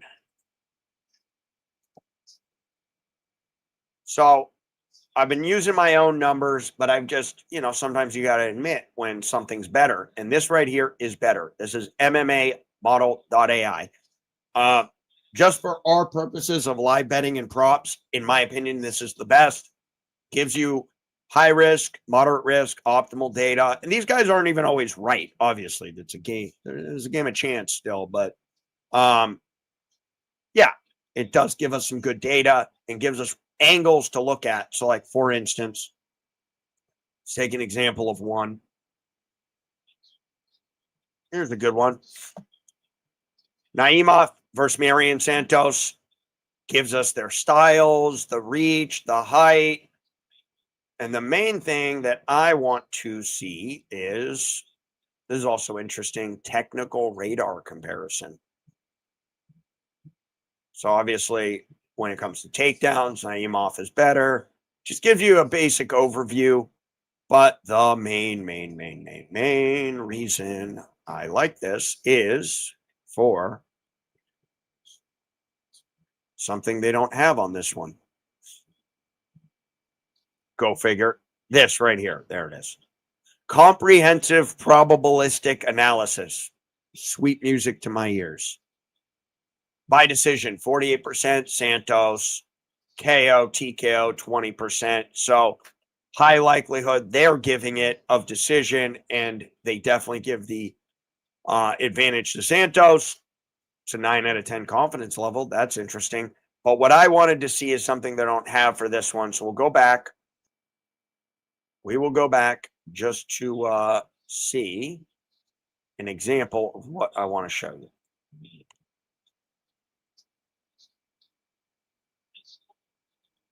Let's take the Marab versus Peter Yan, the Asian sensation, Peter Yan.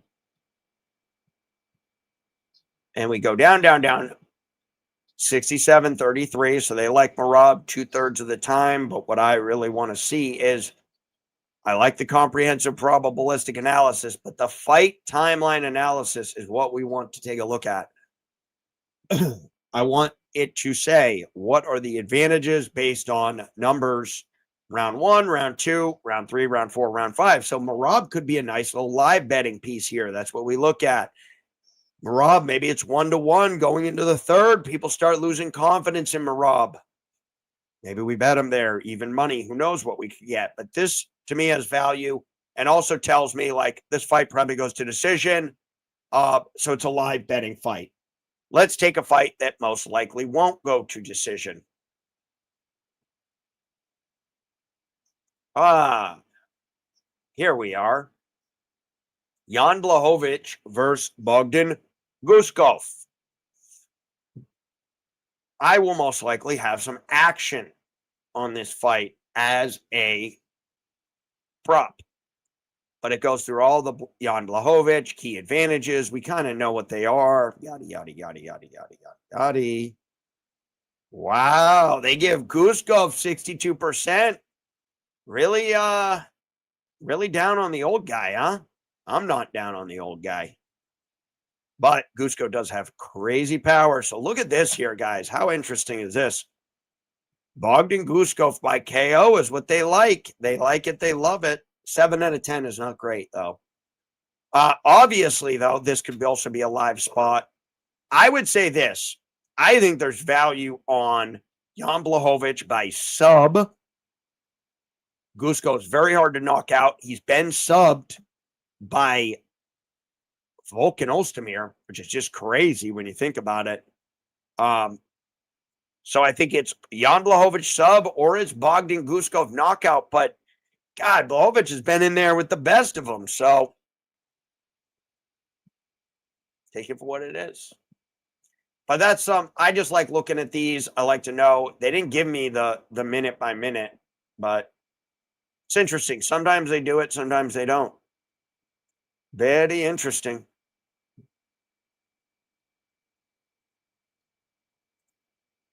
So yeah, we'll go through all that. I will go through it before the ceremonial weigh-in and then after.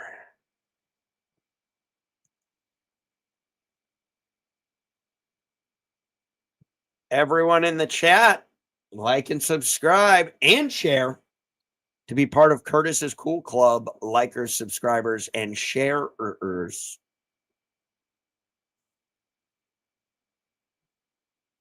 And sharers.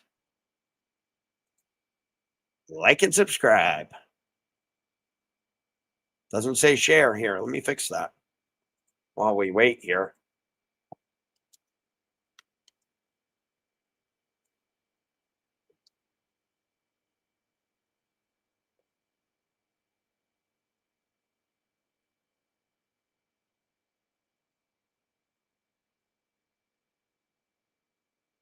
Yeah, let's try this one now.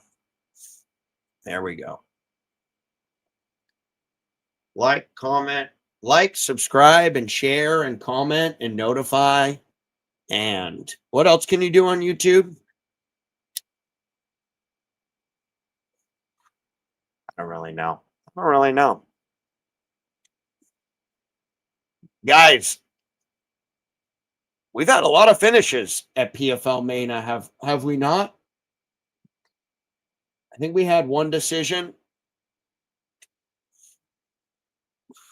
I think we're going to get a...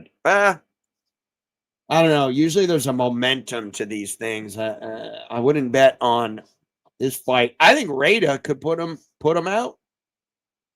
Gamori's a decision guy, though, so we got to watch for that. He might be sneaking out rounds. Even though we pre-fight bet Rada, we're going to completely put that out of our mind. When we go live, it's a whole different thing. It's a whole different thing. Yo, Addict. Hey, Mr. Addict, I'm thinking of, I switched things up, Mr. Addict. So I was sharing the page here. I'm going to be using this site for my like prop bet breakdowns during the ceremonial weigh-ins. I call them the fighter face-offs. I think that's a better name. There you go. But I also want to run your picks from the YouTube. I don't know. It's hard sometimes to like mix it all in, but at least during our stream for UFC 323. Yeah, tell us about it, dude. We're like, I felt like a coal miner in 1847, waking up at the crack of 8:30, putting pants on, getting ready. Early morning stream for us. But yeah, 8 p.m. Eastern Standard Time. We're doing the ceremonial weigh-ins. We are going to place prop bets. We are going to break down all the ins and the outs. And you know, me and Patty. Patty, I don't know if you know, Patty also he's got a bit of a gambling mind too. He's a smart guy. He can think with things. So we've been talking strategy. I'm watching him right now. Patty, get back to work. Yeah, we've been talking though, and we do good on these inside the distance props, partially, I think, as well, because we're looking live. Live, obviously, we want decisions. We want to use the our insider information, so to speak. Not really, you know, legal, of course. But we want to use the information on our judging analyzer to place live bets. On the flip side, like for PFLMena, if we could place props and we see angles where we can get value on big plus money props, we're going to go with those as well. And Mr. Addict, Jack, is the Nancy Pelosi of MMA live bets. Hey, if Congress can do it, we can do it. That's a good one, by the way. Nancy Pelosi of live bets, just crushing it. Wall Street bets. Who was the guy? There was a guy who was like, all he did on Reddit or Twitter was just track Nancy Pelosi's stock trades, absolutely crushing the market. They call me Pelosi. Negative Nancy. Okay, so this is exciting, guys. We're going live. I'm pumped. I feel it in my bones on this one. Even though we have a pre-fight bet on Rada, and we will be happy with a nice good starching for Diani. He is Algerian, though. I do like the Algerians. We got a big community down here. The guy who cuts my hair is Algerian. Good people, Jack Pelosi. It's kind of awesome. Wouldn't it be awesome if you're... Now, I don't know. Would I... See, the double-edged sword. if my parents are Paul and Nancy Pelosi, I'm fucking loaded. But also my parents are Paul and Nancy Pelosi. It's a real double-edged sword.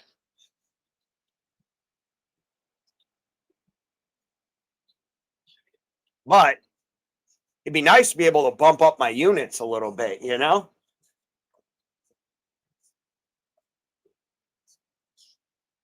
After this fight, I'm going to show you guys the book I'm reading. Not sure if we got a lot of readers in the chat, but it's a good book. It's a good book. By the way, I'm not much of a reader myself. When I say I read something, I found the audiobook on YouTube on some random channel that didn't get copyrighted, and I listened to the book while falling asleep. And I'm like, yep, read it. This one, though, is a little different. It's very interesting. It's basically about how the AT&T, the telephone line companies, inventors, MIT scientists, and Bugsy Siegel and all the old mobsters all were like interrelated and connected in the early days of gambling, which was horse racing, and getting all the lines telegraphed and people getting early information. So if you like doing shit, if you like DGen Central, you'll love the book. The way I look at gambling is I view it as a noble art. Others don't see it as such. I'm a bit of a romantic when it comes to gambling, you could say. By the way, if you think the stock market's like all good, then you should think gambling on sports is all good. They take a fee, the books take a fee. And we try to find an edge. That's it.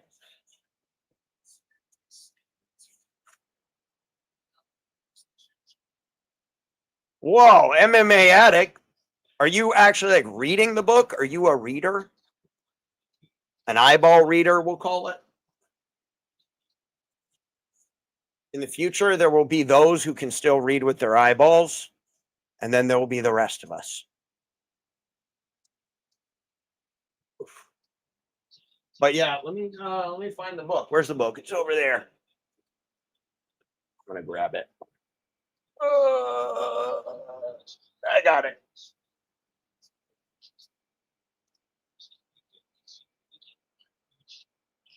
It's called Fortune's Formula: The Untold Story of the Scientific Betting System That Beat the Casinos and Wall Street by William Poundstone.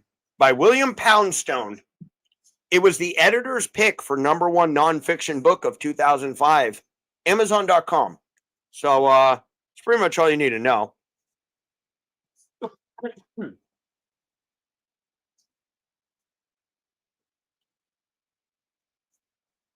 Okay, let's get back to business here, fellas. Oh, also I bought, I'll show you guys later. Let's go.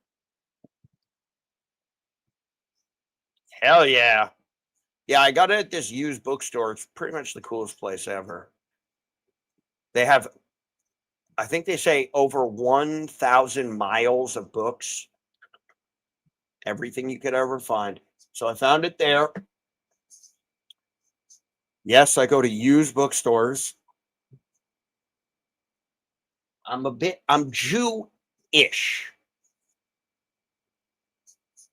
Irish Jew. Not actually, but in spirit.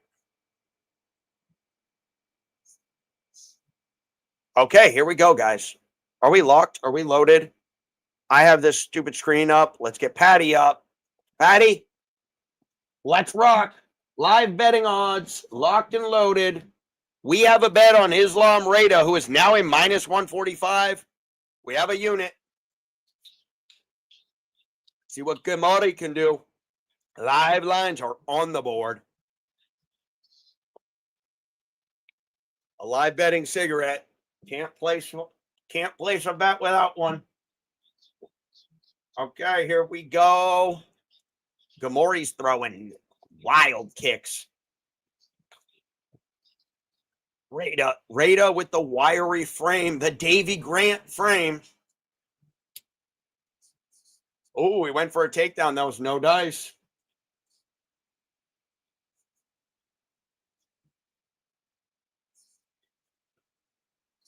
Okay, some leg kicking. Some good stuff so far for Rada. He's up by a half point. Can't bank the round yet.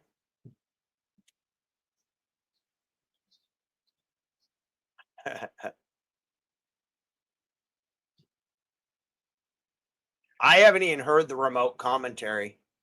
Maybe I'll here.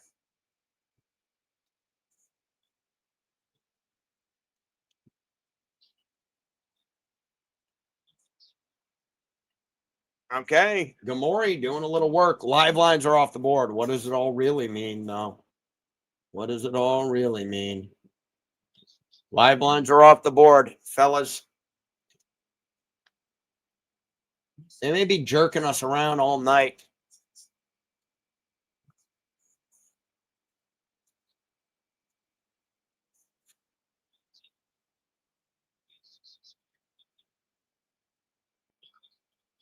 They'll be jerking us around all night. Okay. There we go. Gamori. 3.5 to 1.5. Live lines are off the board.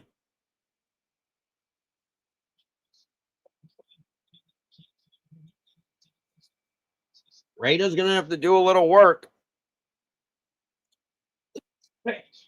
We may not even get live lines.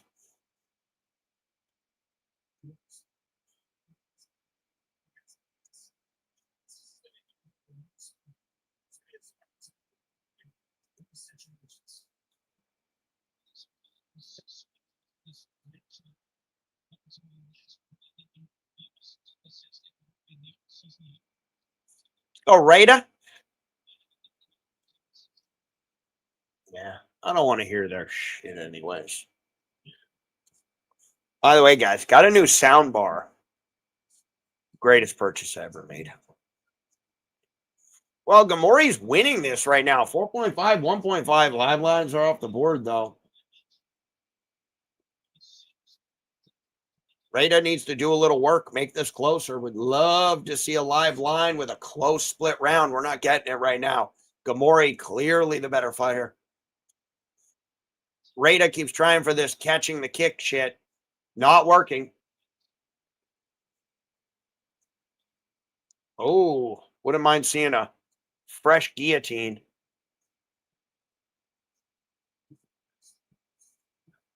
Something fresh. 6 to 1.5. Live lines off the board. Comment section. Do we got any live lines?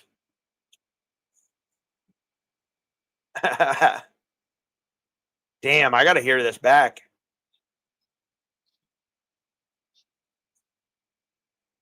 MMA Addict.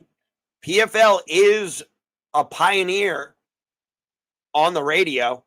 They've decided to skip the whole internet fad, and they're going straight terrestrial. I'm so old. I used to listen to everything on the radio. I used to listen to baseball games on the radio, football games on the radio, talk shows on the radio. Yeah, Yanni's better, but Joey, it's still early. But Yanni is a good minute winner, too, what I noticed in that last fight. Well, you know what they say. We ride together, we lose together, but it's early, though. Oh, yeah, look at his leg. Rada's leg is, it's red, but Yanni's just better. He's just better everywhere. Oh, come on, Ray Dog. Come on, Ray Dog. A little dirty boxing at the end there. A little bala. Okay. Clear win for Gamori. Let's see if we get a live line. Yeah, but they won't let me bet it. Curtis, are they letting you bet the live line on Bovada? Need to know if this is just a bias towards me.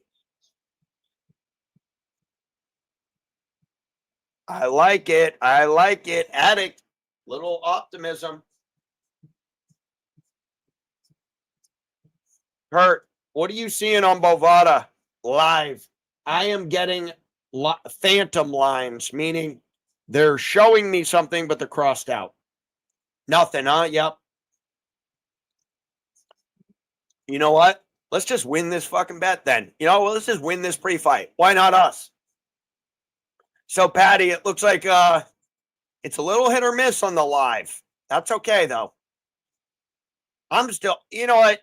No matter what, we're gambling. We're talking fights. We're hanging out. I should be at work. I'm not. This is more fun. Come on, Rada. There we go. A little jiu-jitsu. Never hurt anyone. Could hurt Gamori, though. Let's see it. Gamori, 2.5. I don't think we're winning this by decision. Doesn't really matter anyways because live lines off the board. Hey, anyone, let me know if you do find live lines anywhere. I'm curious about which sports books actually have a set of testicles and which ones are more of the bitch-ass variety. I do have this stream marked not for kids, by the way. This is NSFW. Not quite that. Not quite that. They're zooming in on his leg, Rada's leg.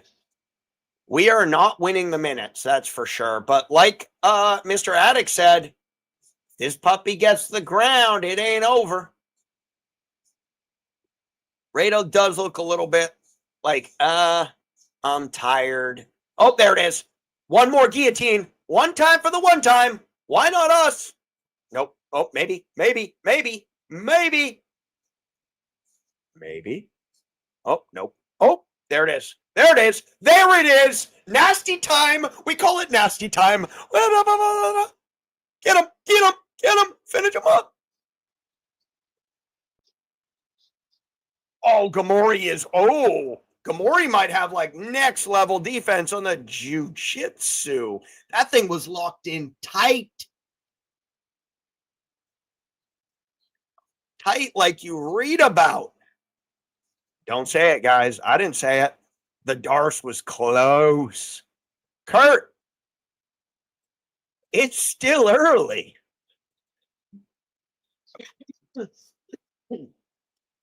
No, and I agreed, though, on Rada. There's a lot of unknown on Gamori, I think, is the main thing. But, I mean, shit, Gamori was in a bit of a pickle there for a second. Dilly of a pickle, and then he somehow got out of that. That was pretty impressive. Clearly, he has good jiu-jitsu. God, Bovada is so lame for not giving live betting lines. Like, I thought you guys were cool. Apparently not, though. Apparently we're more of the minus 120 is what we got. Yeah. Minus 120, minus 110, around there. Hey, we're winning this round, though, guys. Holy crap. If they gave us a live line right now, and obviously we need to get up, but usually submission attempts do not get the props they deserve, but they do with the judges if they're doing it correctly. Our judges are.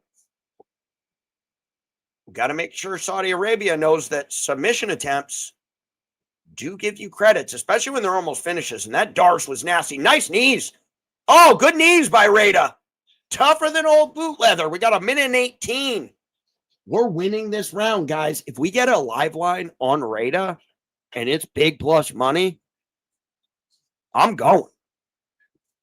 And I ain't stopping. Rada. Ray Dog. They call him the Ray Dog. Let's go. Big knees up the middle. Curtis, it's still early. It's still early. Rada is in the building. Oh, Gamori with the trip. Rada looking like the Terminator, just coming straight down the pipe. There it is. There's the Darce. There it is. There's the Darce. There's the Darce. There's the Darce, kids. Cooking with gas, kid. Come on. Gamori's got an insane neck. That neck is insane. Unbelievable defense. We got 22 seconds. Rada, though. Oh, my Lord. His arms are going to be burnt out if he doesn't get this. He tapped him. Curtis. Play it. Play the music, fellas. Cue it. You want to crown him? Then crown his ass. Curtis with the bet. Joey does wrestling. Let's go. Bet 365. Oh, they are G's. I am not allowed to use Bet 365. Only big wigs here. That's what they say. That's what they say. But you know what I say? You know what I say? I say this.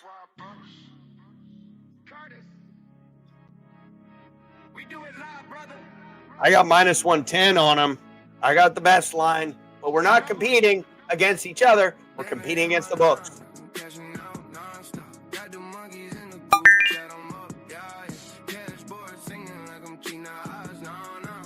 We got one.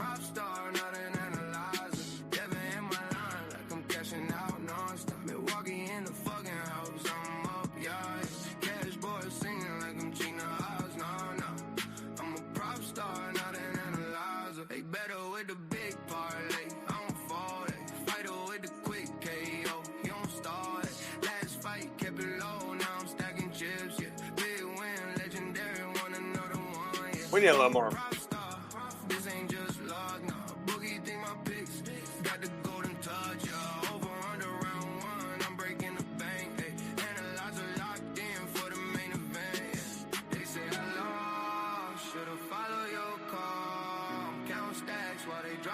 That's right.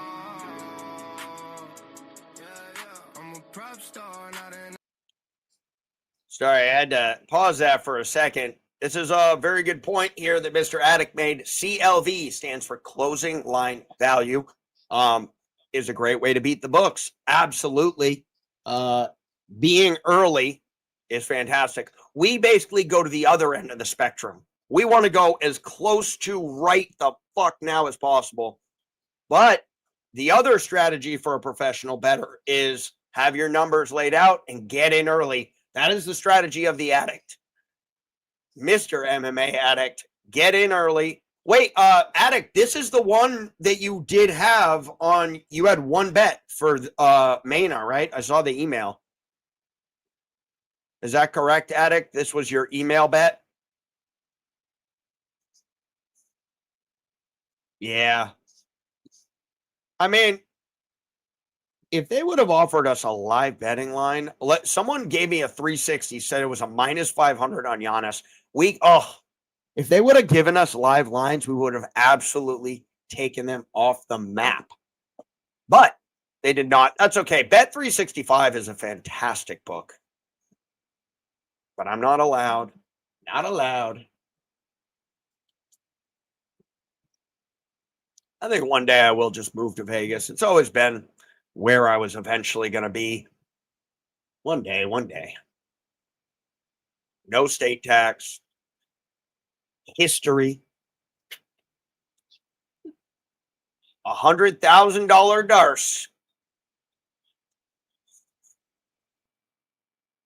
Hell yeah.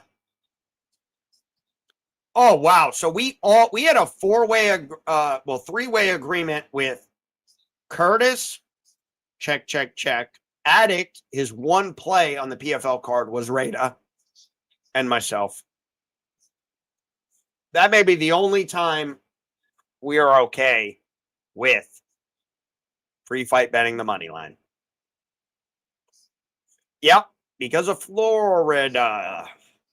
which Florida's not bad, though. I got other books, and it's pretty good. It's a pretty good gambling state, but it's not legal. How does that make it good gambling? Oh, it's because of the tribes. So there's a deal with the Seminole tribes in Florida that basically they get everything. So they get a piece of all the action, and they worked this out a long time ago.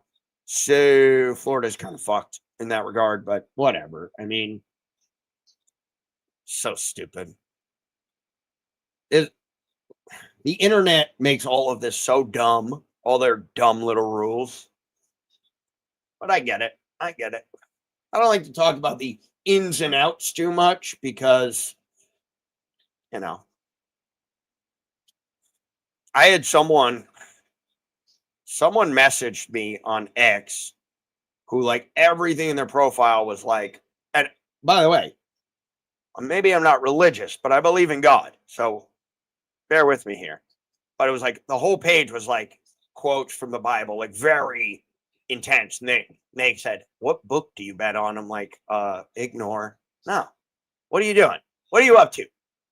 You don't need to know what book I bet on. Curtis knows. That's good enough. If you can't figure it out, then I'm already suspicious of why you need to know.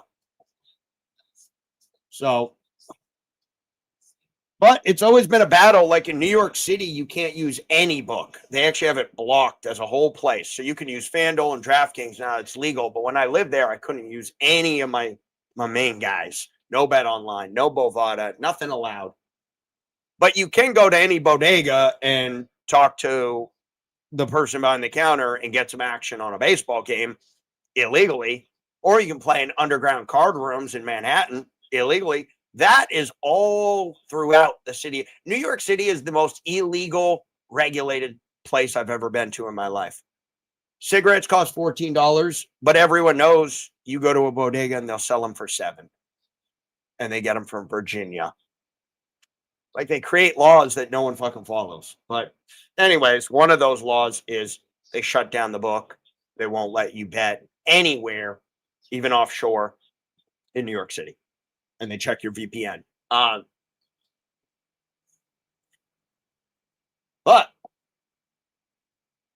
down here in the, in the other states, it's all good. So, but we're going to move to Vegas. Why not? It's not like I got anything here. I just put everything in my car and then I drive to the next place. That's kind of how I live my life. One full SUV at a time. And one day I'll be as cool as Patty and I'll live the dream in my awesome van. I got to get one of those vans. Although then I'd have to sell my car. That's fine. I would drive one of those vans just as my regular, I'd go to the grocery store in that van. I just live in it and have a P.O. box. Wouldn't life be wonderful? Should I do another energy drink? Yeah, probably. Oh, yeah. 5 years, I'll have plenty for everything. But Rome wasn't built in one day, guys. And that applies to gambling, too. Can't win it all at once. The gambling gods, they do not respect it. And they will make you pay. I believe in the numbers wholeheartedly. But I also believe there are winners and losers. Funny story, actually. I'll tell you about it. Why not? Now that we're sitting around, thumbs up our butts. So I'm playing poker last Friday. That's what I do when I have a day off. I go to a poker room and the soothing sound of the chips clicking in the background just really puts my soul at peace. And so I go and I sit down and I'm playing and I go down a couple hundred and back and forth. And then this old guy's next to me. He's clutching his beads and he's fiddling around. And I'm like, okay, here's a spot.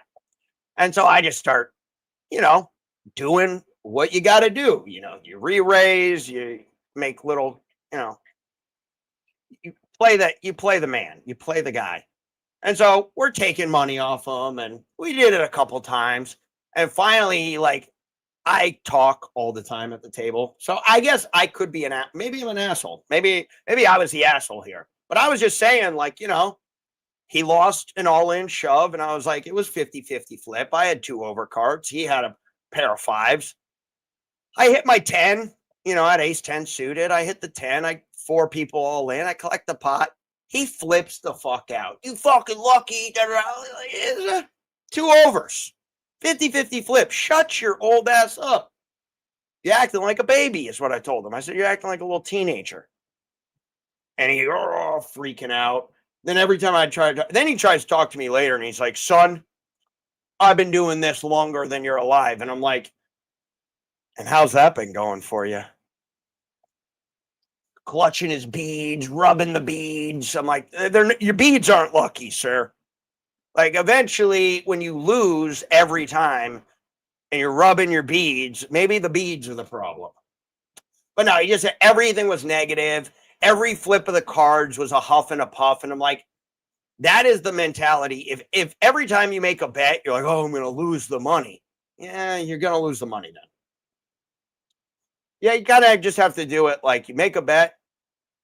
If you won every bet, you'd be miserable. By the way, there's a movie on Netflix, a new movie with Colin Farrell, and it's about a gambler, the ballad of a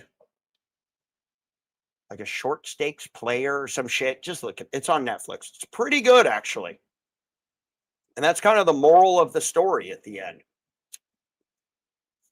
Don't be a negative Nancy when you place bets. What's happening in the comments section here? Are we having fun? MMA Addict coffee, huh? You're a coffee guy.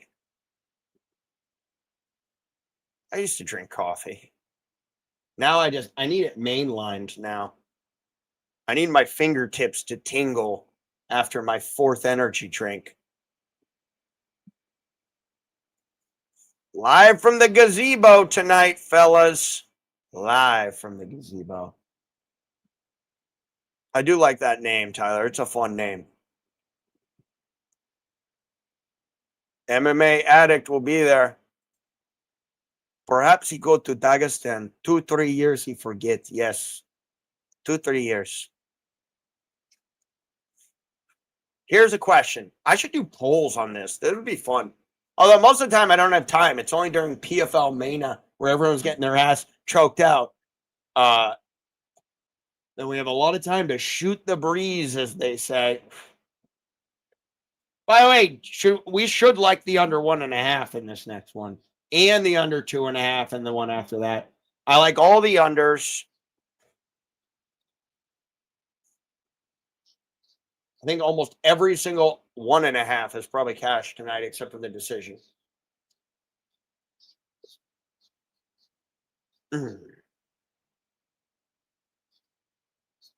Live, baby. Yeah, that's actually fun. If you show up and Curtis show up and stuff like that, it could actually be something that's pretty good.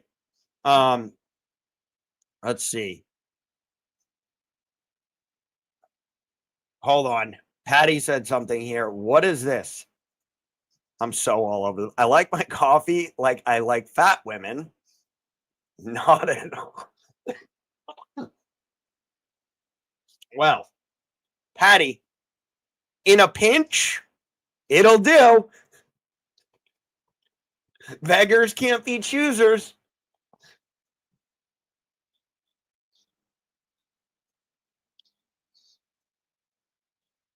Whoa, okay. Oh, by the way, MMA Addict, here's another little... God, this stream is becoming a very educational stream.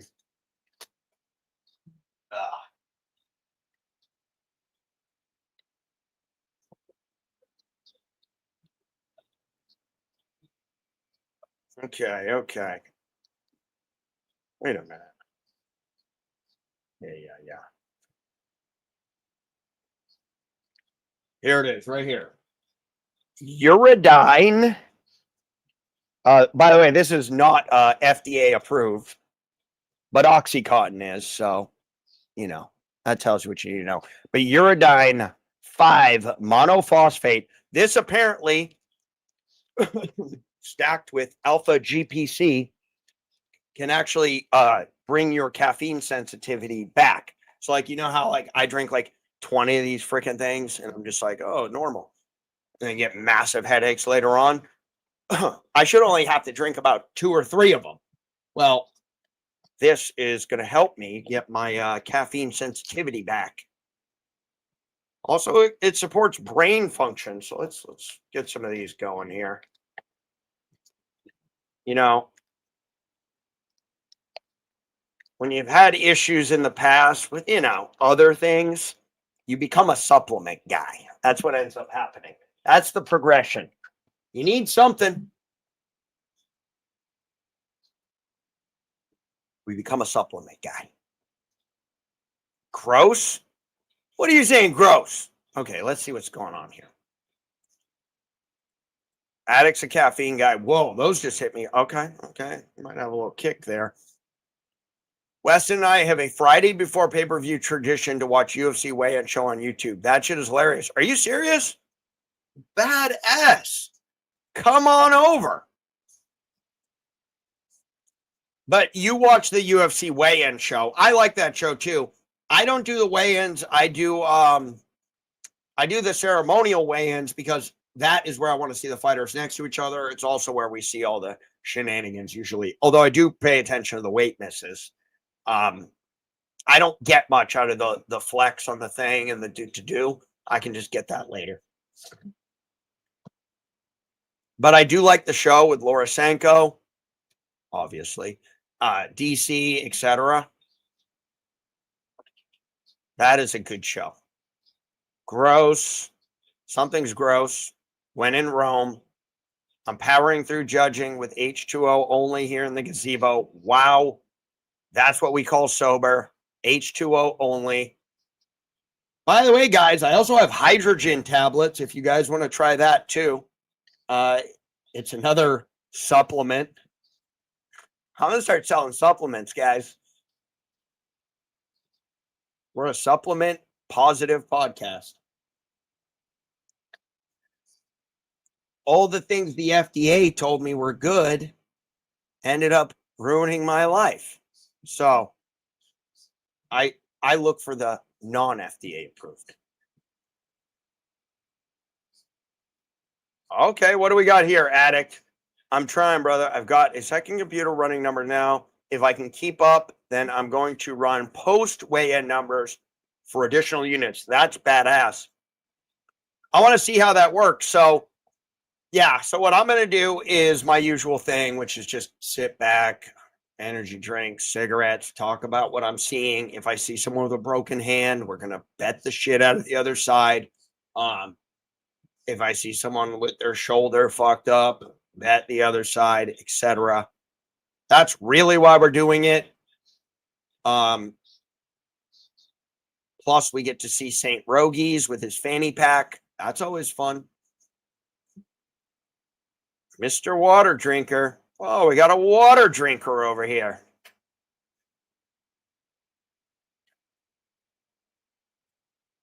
Yes. I had my strokes long ago. It takes a lot, but let me tell you, you can get there. I thought I was dying, actually. Well, it kind of was, but then I survived, and now here we are.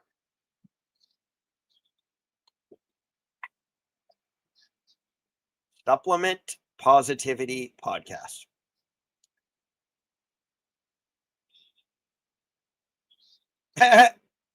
Let's go. Addict, that's exactly what I'm looking for, brother. Oh, I only have tingle on my left side of my body. The right is still totally fine.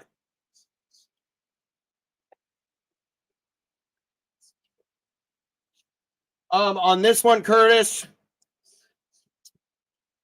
I think the under 1.5, just because every single under 1.5 has been hitting. I don't know what that is. I don't know I don't know. It just seems like everyone has a guillotine or darce in their back pocket ready to go tonight. So I would like to bet live, but you know how it is. That'd be my ideal. But it's plus 150 to go under 1.5. So we could have a good fight here.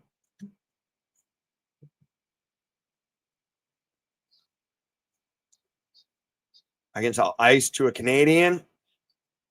Wow. Ice to a Mexican would be even crazier. Yeah. Although there's quite a few Mexicans who are in ice. But that's a touchy topic. Plus, leave my fucking drywall guys alone. And my painting guys. Leave them alone. Let them cook. Let them cook. All right. Speaking of cooking, let's see if we can bet something live here, guys. Why not us? Bovada is still offering minus 200 on Salah Eddine Hamli versus Mohammad Fahmi. Mr. Fami. Oh, Fami's a beast, dude. Fami's a beast. Didn't Fami? I like Fami here. What am I doing? What am I doing? I love Fami in this spot. Why am I not betting it? Because I'm just guessing. So, no, we're not doing that. But I'm just going to make a random prediction. I'm going to say Fami gets this. He's the best in the business. Yeah, submission. He got that sub against, in the last one. That was nasty. We made big money on this man, Fami. This was the guy, Curtis. We got him. Remember, it was like a plus 350 or something in our PFLMena 3. And I remember we got that. We got him at like a plus 350. I swear. Sometimes my memory is good. Sometimes it's short term. It's a little rough. But I was absolutely correct. He was a plus 410. He got the sub. We got him at like plus 375. Round 1, rear naked choke. I really want to bet Fami here. He was nasty in that last one. Can we get him? Let's just have to, man. I just have a feeling. Not even a feeling. Oh, I did it. I'm such a degen, but who cares? I bet a half unit on Fami. Sue me, guys. Sue me. At plus 165.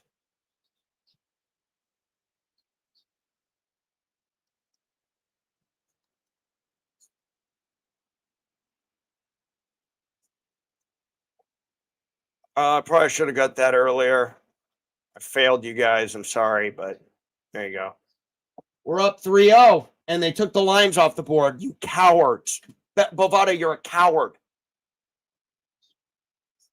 Oh, I don't like this, though. I need my man Fami getting takedowns and doing work. Doing a little jiu-jitsu. But we are up 5.5-0. Little half unit sprinkle. Little half unit sprinkle.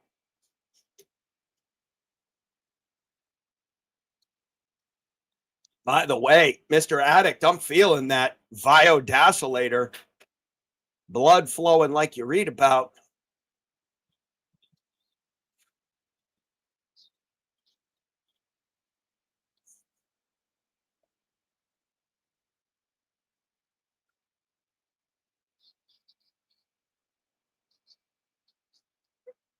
$1 million.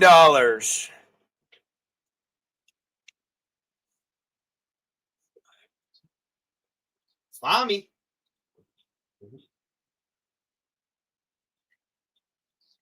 Alhamdulillah. Okay, we're up 5.5-1.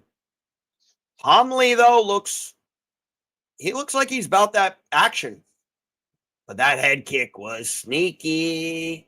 I just feel like Fami is He's a man possessed right now. What's Bet 365 giving everyone on the... Oh, did we just get clipped there? Did we get clipped? No, nice takedown. And now the neck work comes into play. Now the jiu-jitsu's back. Ooh, really good get-up game from Hamley, but he did grab the fence, fellas.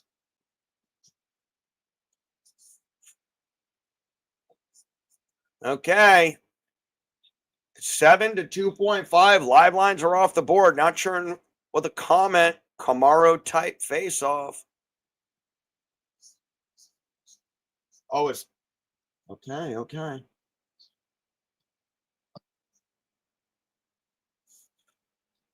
If anyone's on Bet 365, I'd be curious what the live lines are saying for this fight here.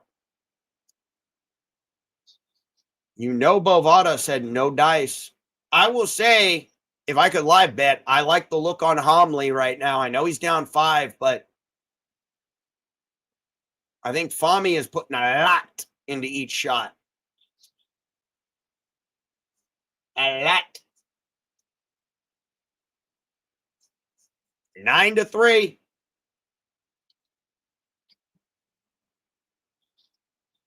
Live lines are nowhere to be found. All we see is cowards. Oh, big shot. Yeah, I think Fami's about to get pieced up. Hamley is 1.72 on Bet 365. Is that a minus 172 for European odds there?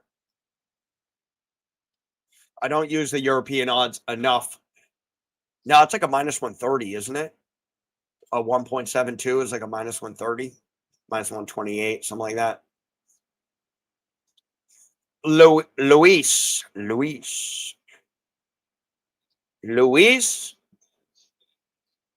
Vicente Cote. Live lines are off the board on my end, but Luis is getting them on Bet 365, and I would take Hamley. He is definitely the fresher fighter, and he's starting to go to work. Now, he doesn't have round 1 here, though. And this will be very interesting on the scorecards. Fami winning the round, but is it clear? No, it ain't. No, it ain't. But that's a close one. Split possible, guys. This is what we live for. If you're getting live betting odds, know that Fami's probably got that first round. Now, I will say this. Fami looks like he's gassing. So I would not necessarily say bet him yet. Look early second, and see where it's going. If he comes out with a second wind and looks good, if he wins that second round and this fight starts going and getting dirty and we look like we're going decision, you could be getting a very nice line, even if he loses the second on Fami. But you could also look Hamley early second if he's cooking.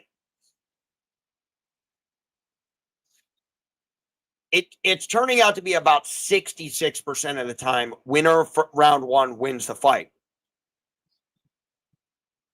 The second round is the most important round in the fight, though. It determines everything. If the winner of the first wins the second, it's a lockdown 100% live betting spot on, obviously, the 2-round winner. If the guy comes out who lost in the first, comes out and is smoking the guy in the second, that tends to lead towards the guy who's winning early in the second. So we look very early. And if, how are we doing here? Okay. Work call. No problem. Tyler, I'm going to get yours off. Patty, yours is on. We're good to go. Damn, I'm getting better at this. Okay, but Fami's 5-3, guys. I'd be leaning Fami big time here. Patty, is that accurate? Let me get yep, good. 5-3. Something's happening with the clock. So let's Patty, we're just gonna go. We're going old school. Going back to the old school. Boom. Going back to the old school analyzer here. Fami looking good, but Hamley up here now.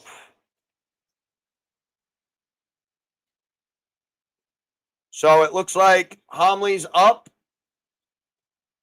5-3 on Patty's card. It doesn't really matter for me, but if any of you guys are getting live lines,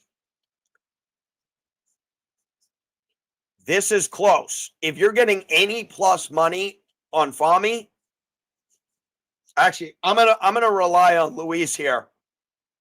What are we seeing? What are we seeing live? Matter of fact, let me pull up that 365, even though I can't use it.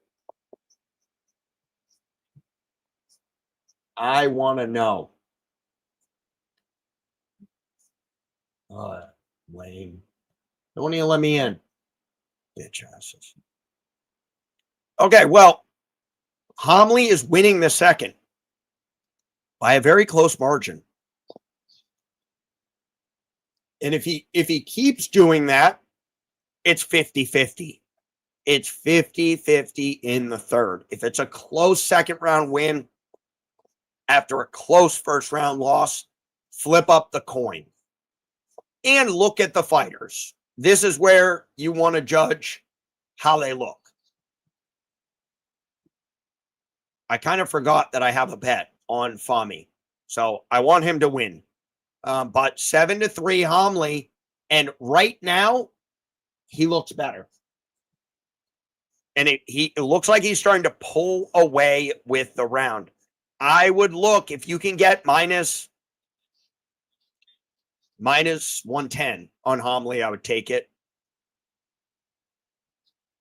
Fami's going to have a burst here, and he's kind of getting pieced a little on the feet. Slow jab, getting worked in the body.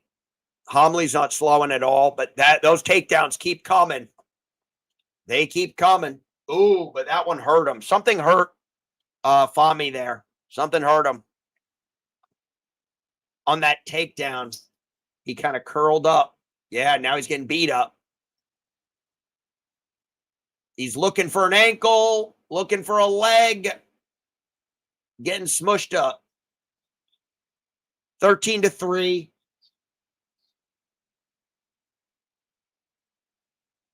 Wow, Fami was a plus 500. That's a little crazy, but right now he looks pretty bad. I would say if he can somehow survive, which it doesn't look like he will, but if he can survive, maybe, then third round will be an interesting round. He's not really fighting that correctly. Okay, he got choked out. Hamley with the dub. Thank God no one tailed me on that one.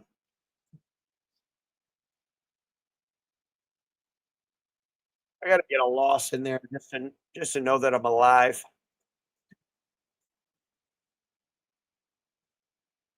So and that was the brief. Okay. Who won was Salah Eddine Hamli by, stop me if you heard this before. Was it Darce? I think he got him with a Darce. I'm trying to remember. An eight. Ooh, split between you and Tyler. Interesting. Okay. Patty had Hamley. Ooh, buddy. Yeah, Tyler was getting distracted. He had a work call. I've been there. No work calls for me. A lot of spam calls, though. A couple of work texts. Later. Oh, I didn't show you guys. Did I show you guys this? Yeah, I showed you guys this. Oh, no, I didn't show it. Because I got Patty's up there. Yeah, so I lost that one, guys. Still up 0.5 units. We 1,000% are not getting live betting lines. That's okay. One fight left on the card.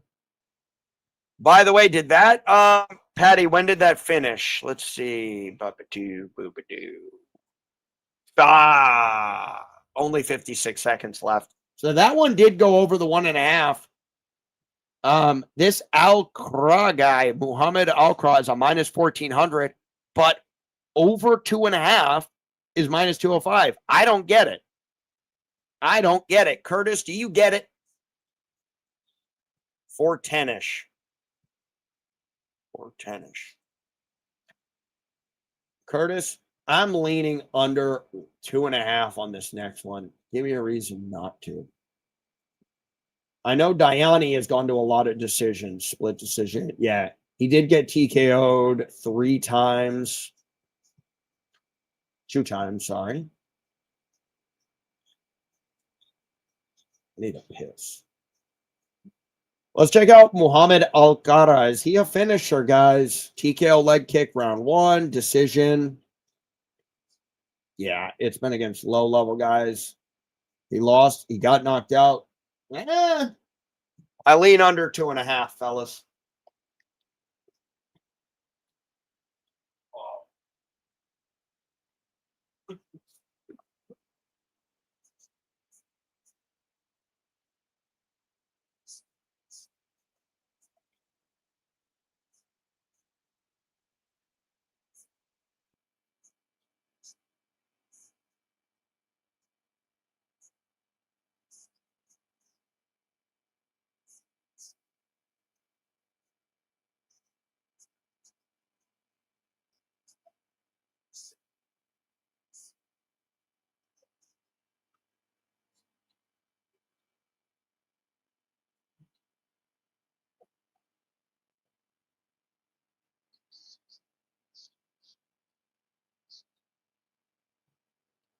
Back in the saddle.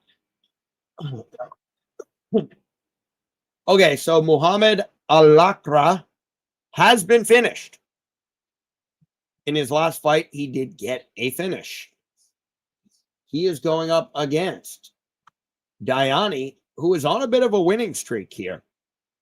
Split, unanimous, unanimous. He beat Amir Fazli. But in his last loss against Wissam Hamani back in 2023 in UAE Warriors, it was by KO in the first, and then it was KO in the second. Under 2.5, guys. I think I'm going under 2.5, but that's just because it's the end of the night. And we could go a half unit. We can either be up or even. I think that's a fair proposition.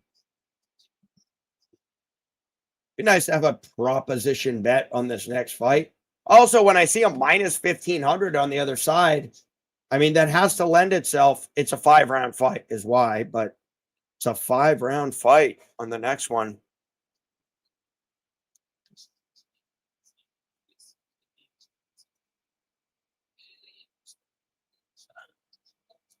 Nine and 1, Muhammad Alaqraa.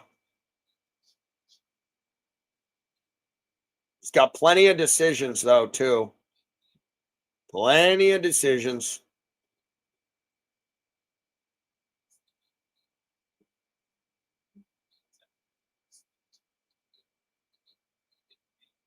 Wow. And money got pouring in on the over 2.5. Bet Online has under 3.5 at a plus 135. That's even 1,000 times better. But this has me thinking, is this thing going to decision? Is this thing going to decision? And why do we think that? Why do we believe that?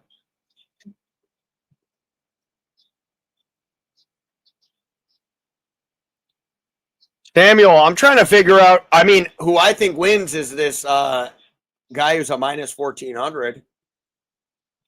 I mean, I guess you could probably argue there's value on Diani, but in reality, in conclusion, decision, submission, that could be a path. But knockouts, I mean, come on. Come on, man. Why is this thing supposed to go 5 rounds? Tell me. I don't understand. I tend to do this. I'll talk to myself. Try to make sense of the world. Oh, it's not under 3.5 at plus 135. It's under 2.5 at plus 153, plus 155.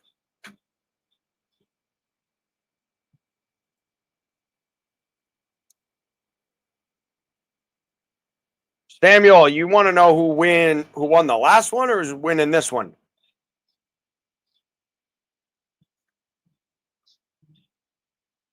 I can't tell you for sure who's going to win the next one.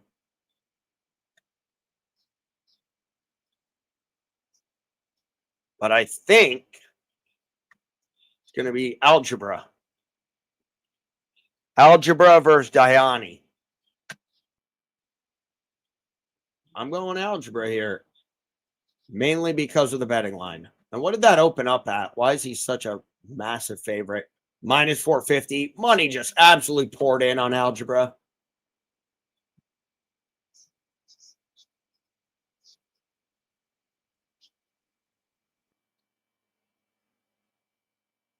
Algebra with 3 wins by knockout. One of the third. Yeah, 2.5. Ay. Adios mio. I don't know. Fellas. This is a toughie.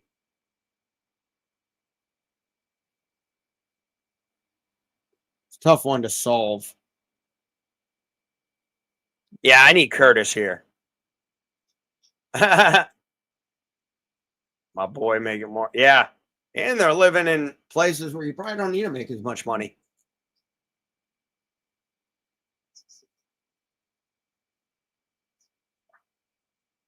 I can't, Patty. Not they give me no live lines. And there is a part of me that gets frustrated when I don't have my live lines.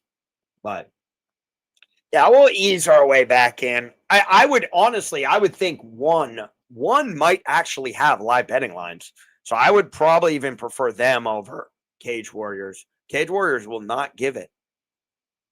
And I don't know. I wish they did, though. A lot of those go to decision. I mean, I say that, but I don't really fucking know. It's one of those things that I just decided in my head. Yeah, plus I do have to fit in quite a bit of work after I play a little hooky.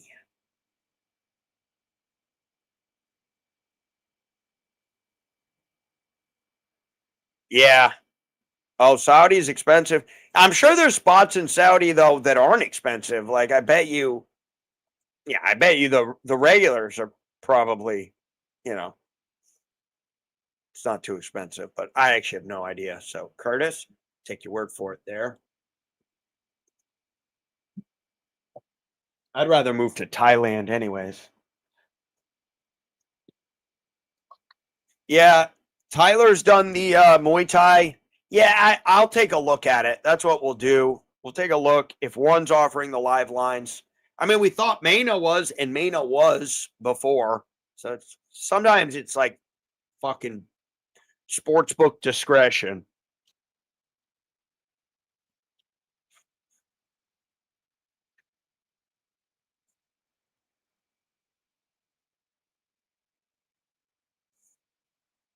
If they gave me live betting lines, I would do this for every single fucking. Yeah, I would do it for every event there is. I would reset up this station to have I would be in my bed, then I would sit up and I just start talking to you guys all day long. Patty, could you imagine just judging every event that exists all day, every day? Well, if you were like legit just getting paid for it like a job, it'd be like the greatest job ever. That's the funny thing. But if you're doing it on your own time, it's like a second job. Yeah, I mean, PFL, the production of PFL is so bad, but knowing that it's owned by ESPN, it all makes sense. Yeah. It's a damn shame. It used to be like that for referees in I mean, shit, I could probably live off that judge's salary you were telling me about, though, for the big ones. I can squeeze $1. Nah, I would be bored, though. I'd want to go do something else. I'd probably just create a podcast. Even Sal has a regular job. You'd think these guys, though, would have like a little, you know, like a YouTube channel. Well, I forgot. They're more AOL types. Old school, if you will.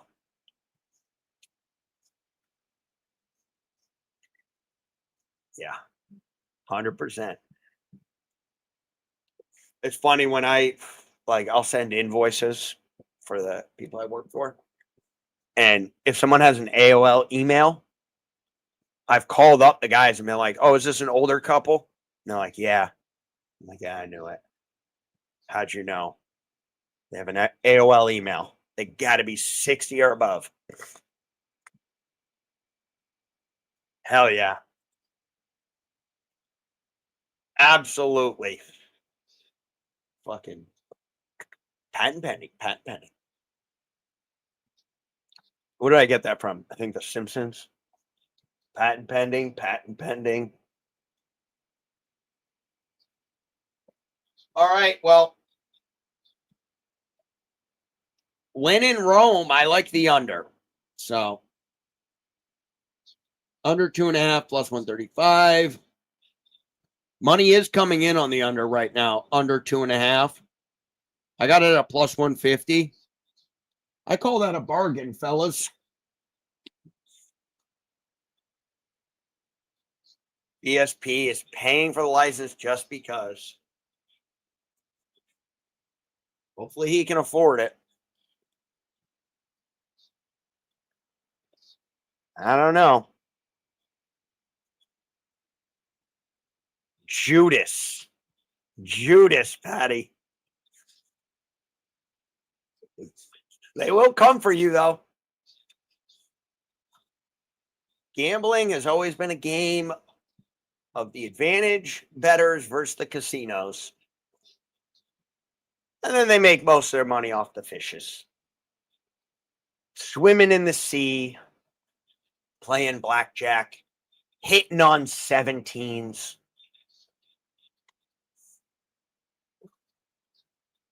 Okay, fellas.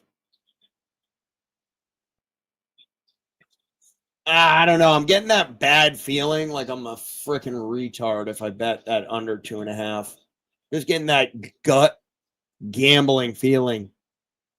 God, why is he on minus 1250 then? See, here's the thing. Either I have to like the under 2.5 or I have to like Diani at a plus 650. There's no two ways about it. 775 over here on Bovada. Like, let's be honest here.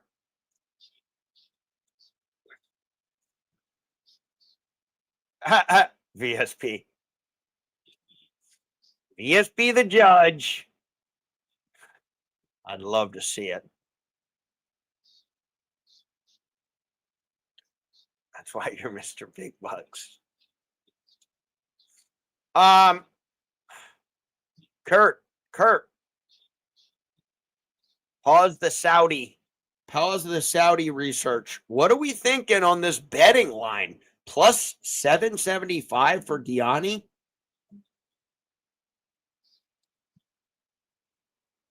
Oh, piffed. What's piffed?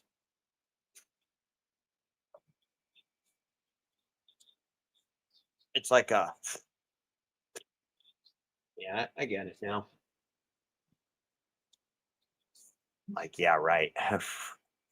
We are the big bucks. In our minds, we're all big bucks.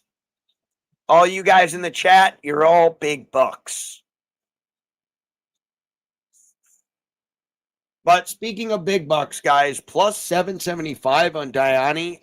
I mean, that's really going to be looking... Well, why don't we... Yeah, yeah, let's do it like that then, guys. Let's do it like that. Plus 650, bastard. It took my damn line off. A good line.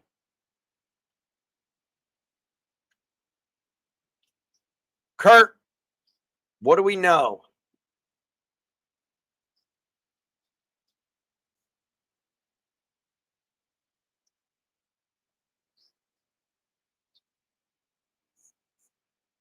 I want to hear what these guys are saying. They're talking shit. I like it.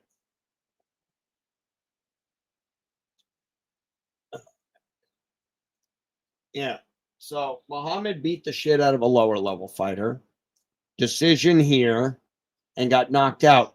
This is too high, guys. This betting line's too high. Right?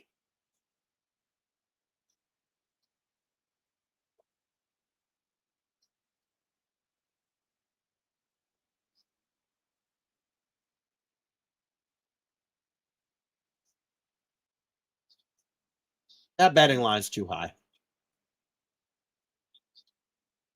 It's too high.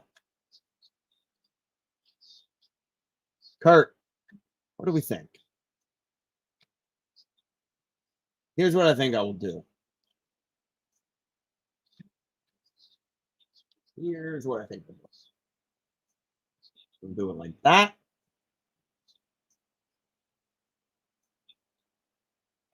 It took the fucking line off. Stupid. It was ridiculous. Okay. Well, we took that one off. There we go. We're still getting it here. Fuck it.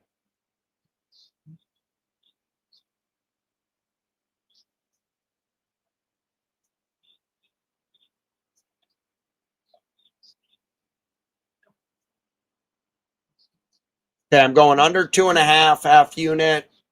And then I will go Diani, quarter unit at a plus 650.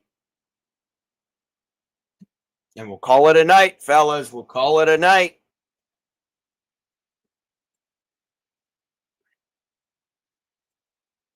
Right? Oh, okay. This is the old pre-fight. So we're going to go Diani.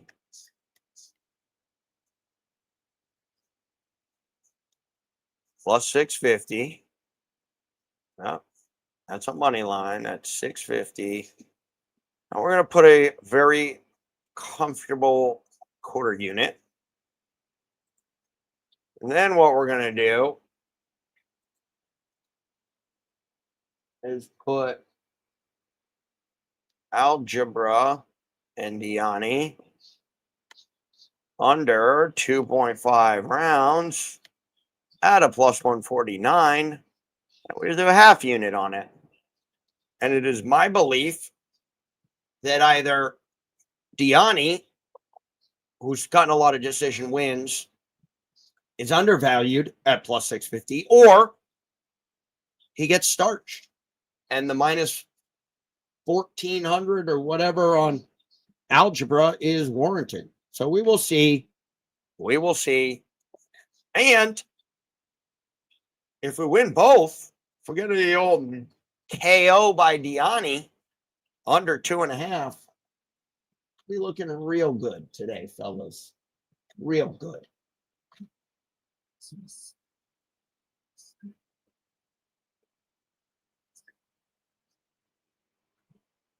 And basically, the under 2.5 is essentially an even money bet in a way. Diani gets beat to shit. We'll see. We'll see. We'll see. But yeah, I feel like those two parlay together in a way. And I will look live, but we pretty much know. We know the deal, right?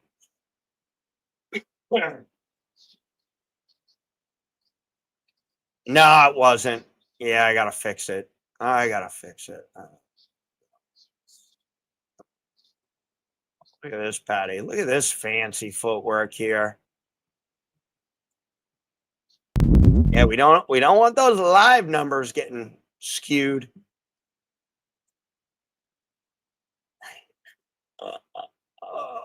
That's right.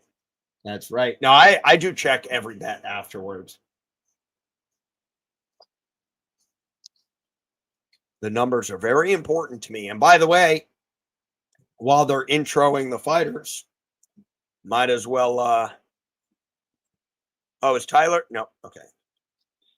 Tyler, I think Tyler's still on the card.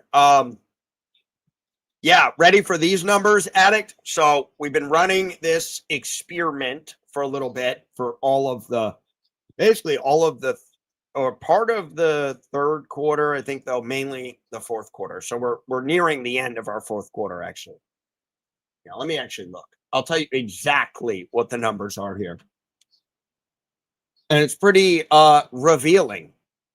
So live betting started on UFC Vegas 108, which was in the third quarter. We've gone through this to the all the way through the fourth quarter. Now let's look at the fourth quarter numbers. That's what I want to see. Fourth quarter started on DWCS 8. Okay.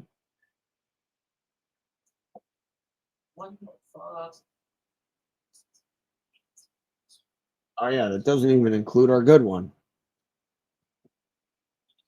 Yeah, that's see, those numbers aren't so good.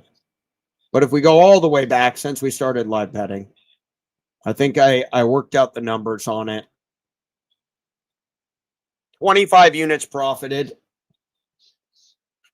But the problem has been volume.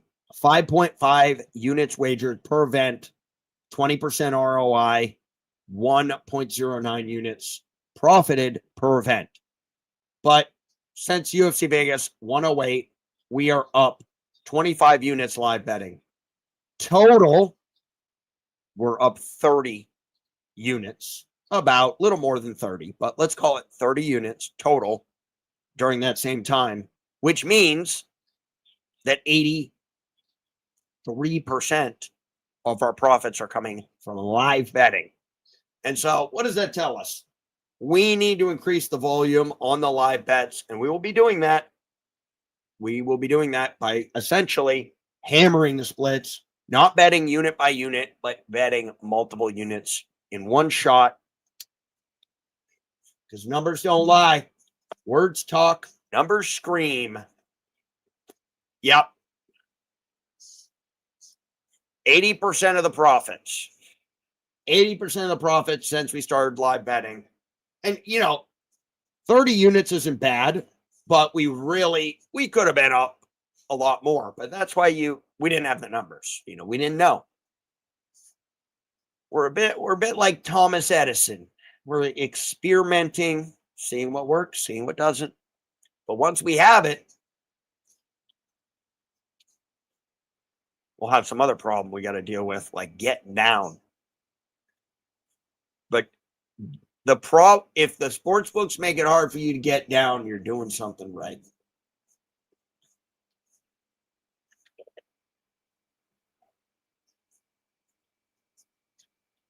Yeah, Qatar could have been 19 units live. Could have been 19 units live. Swear to God. Okay, Tyler's back. He's got to keep his job. Yes, he does. But you know what? Sometimes you got to say, fuck that job. You got to get in here and cook. Tyler, I got to get you back on here. Are you still in? Tyler, are you still in on the aggregator? I think you are. I think we're locked in. I think we're cooking with gas.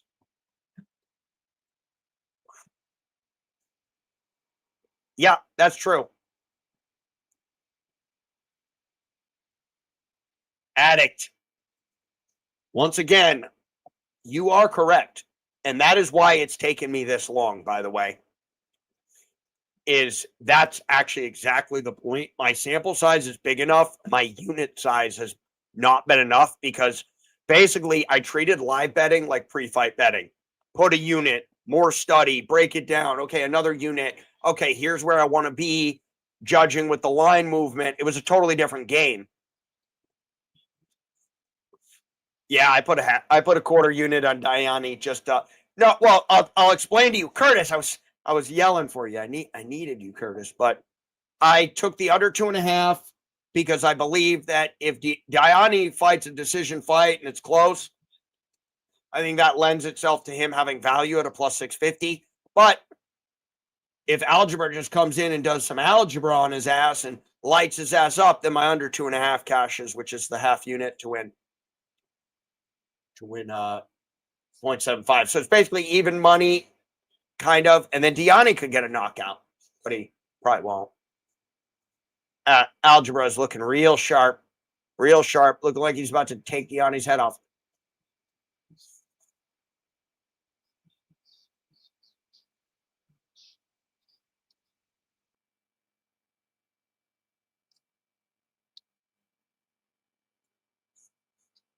Diani is a careful fighter.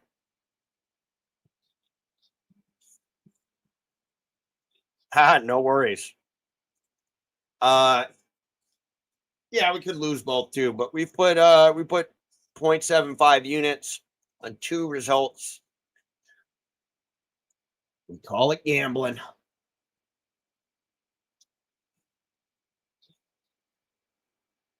But that's the other thing we realized too. Like, okay, I'm gonna scale my units way down on stuff like this. Half unit every once in a while. But when we got those live spots, 20% ROI, plenty of events that took place, not enough units on them. Just a fact.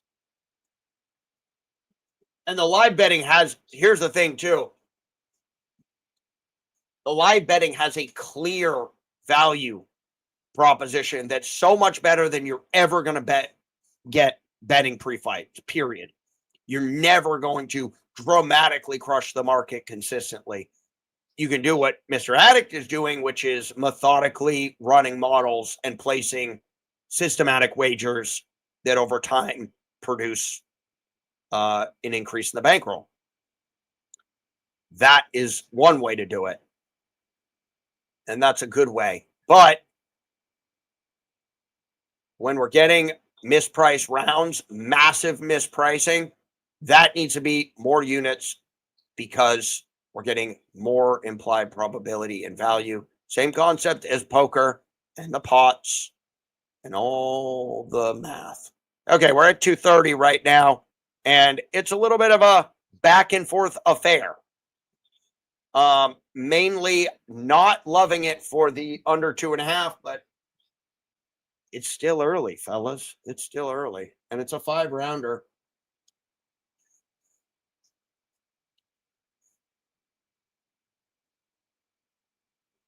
Two minutes left, 6-1.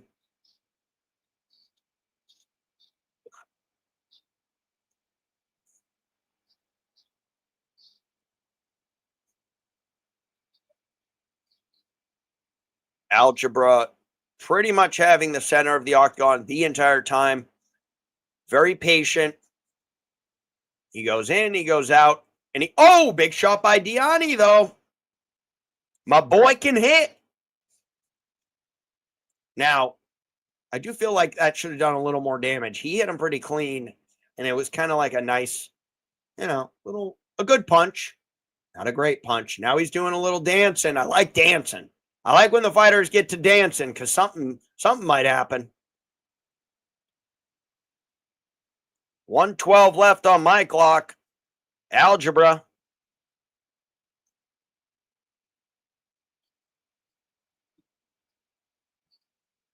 Counter-Strike Budapest Major is on. Curtis, give me the live lines. Give me something. Don't do it, Curtis. Don't tell me. Nah, if you told me, yeah, I got an advantage here. I know this one guy. I know this Counter-Strike player. He's got diarrhea. He's not going to perform. Okay. I'm in. Some info,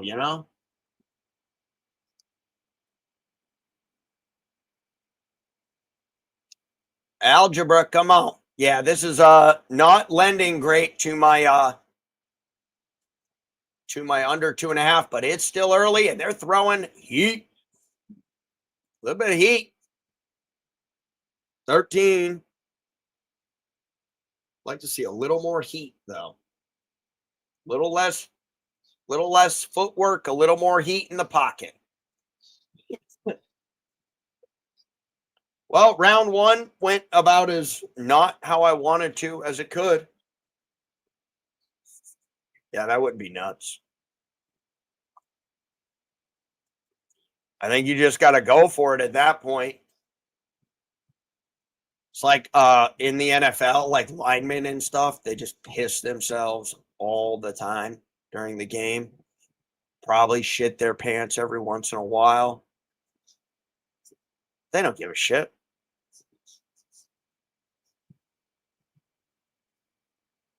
Or like those guys that play like 8 to 10, 12 tables online poker.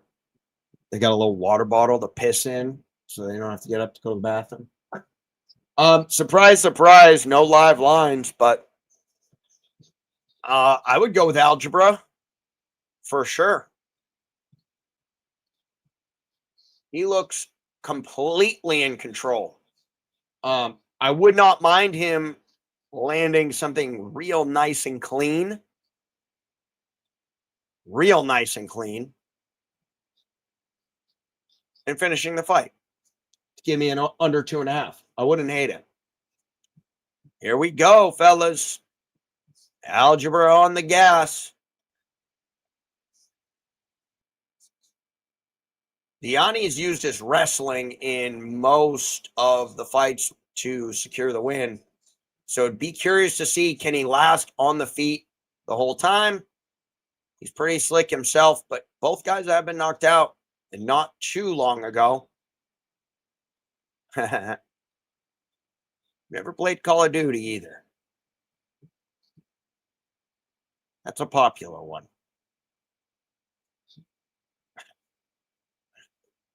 All right, they're doing the dance right now, and I want a mosh pit. I don't want a ballroom dance here. They're going back and forth, feet here, feet there. Okay, now we're dancing. Now we're moshing. Hands going back and forth. Big shot coming in from algebra. They are throwing that heat. They are throwing that heat.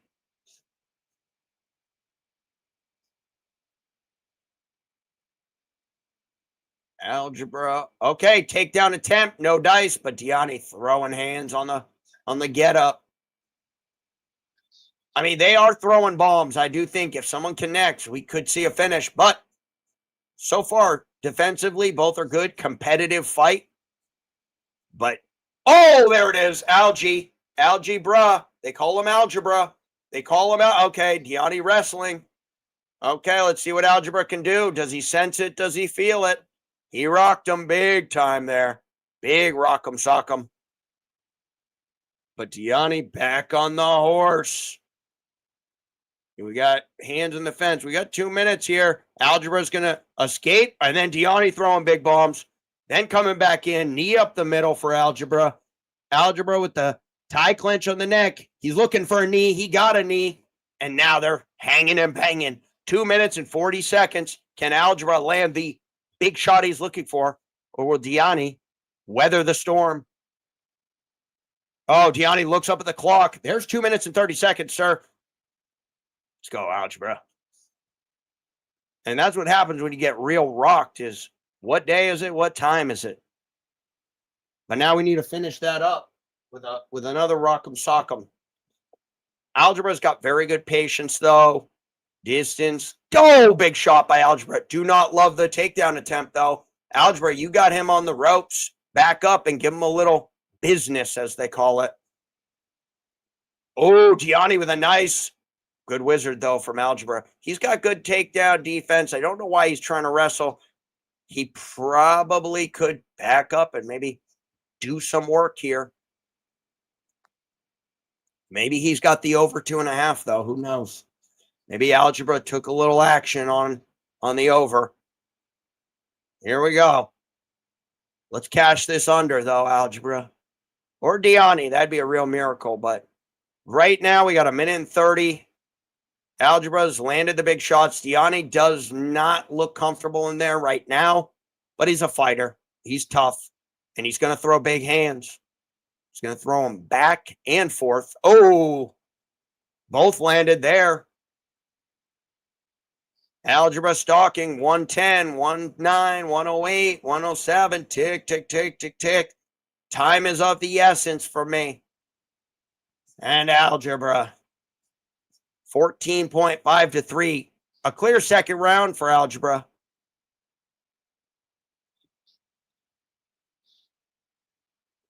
Algie. 45 seconds.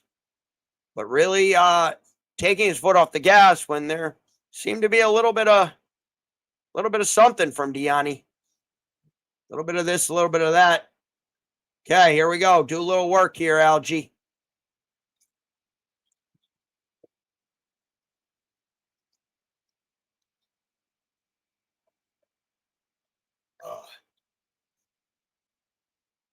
There we go. He's looking up at the clock. He's been looking up at the clock for 2 minutes and 30 seconds, and Algebra's decided to wrestle. He went with the old wrestling route. Okay. Yeah. There you go. Algebra didn't seem to really give a shit about finishing him. That's cool.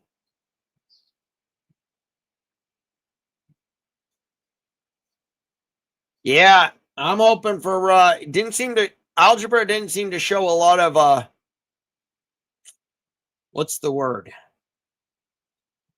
Why am I blanking on this word? That guy does look like Carlos Prates. Or another guy who kind of looks like Carlos Prates. No, that's the wrong guy. He had no urgency to finish him. He rocked him, and then he went for the right there, and then he goes here, and yeah, he's wrestling there. Then when he backs off, he gets him right. I know that's the same one. There's another point though where Algebra rocks him. It might have been right. Nope, they're showing the same exact freaking shot. Anyways, he went in for the clinch. I thought he had a shot there.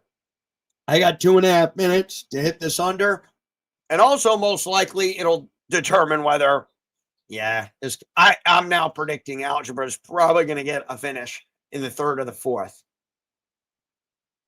But it's still alive. It's not early. We're in the twilight of this bet. But it's still alive. Chip in a chair. Hanging around. Need one big shot. And then a little this, that, and the other. Oh, look at the selfie light we have in the back. That's perfect. Okay. Takedown by Diani. Potential. There it is. Diani time. Oh, that was a fence grab.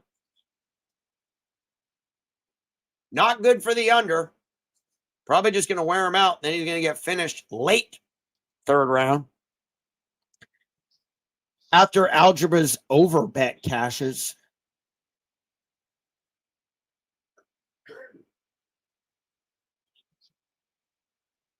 Hey, Diani got a little work in. Got about a minute and 20 for me, fellas.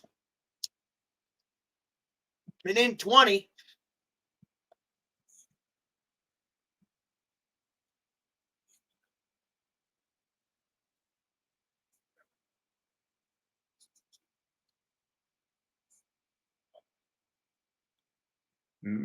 Now we got a minute.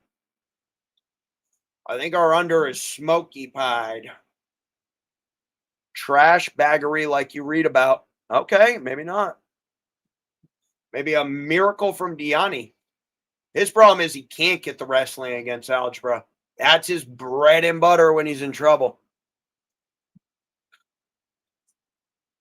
And if he loses this round, he needs a finish.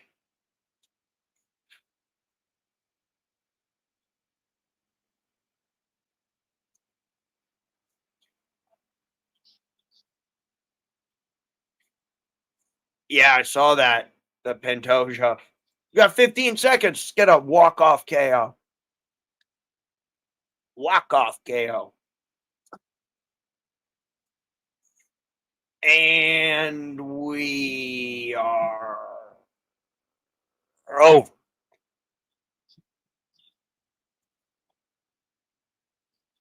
Wow, wow, wow.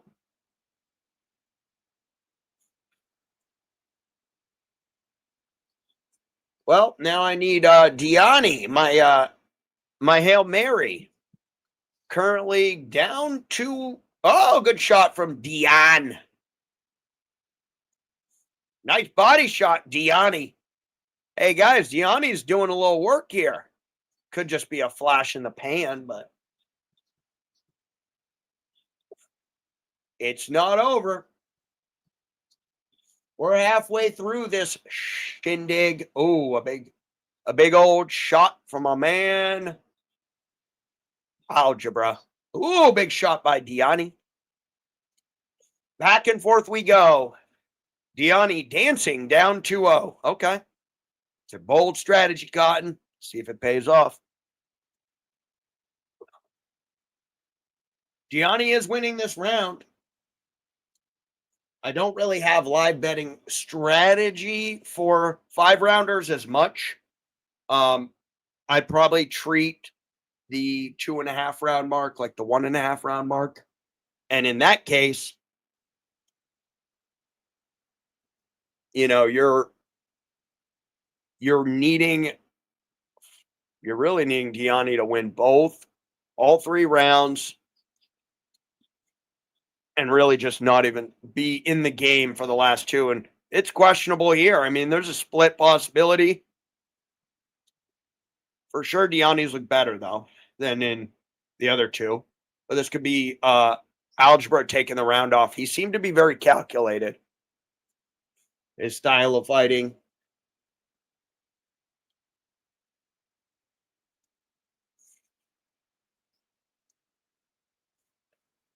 Back and forth we go. 7 to 4.5.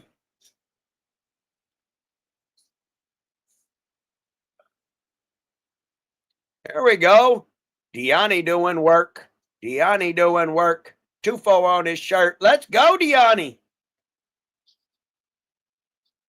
We won a round, fellas. We won a round. Like you read about. If anyone has live, Diani looked pretty good at the end of that third. Is Algebra running out of steam? Therein lies the question.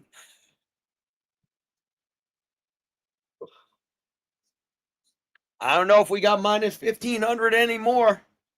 Curtis.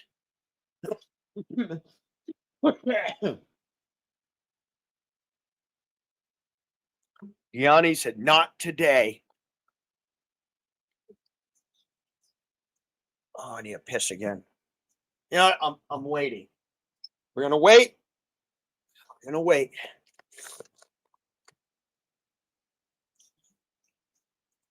I wouldn't hate it. I wouldn't hate it. We got a quarter unit at a plus 650. Wouldn't hate it.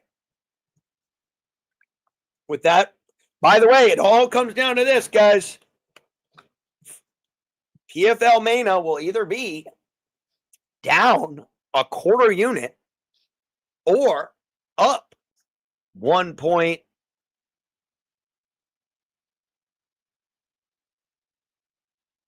That's a tough one to calculate. 1.5-ish. 1.5 something.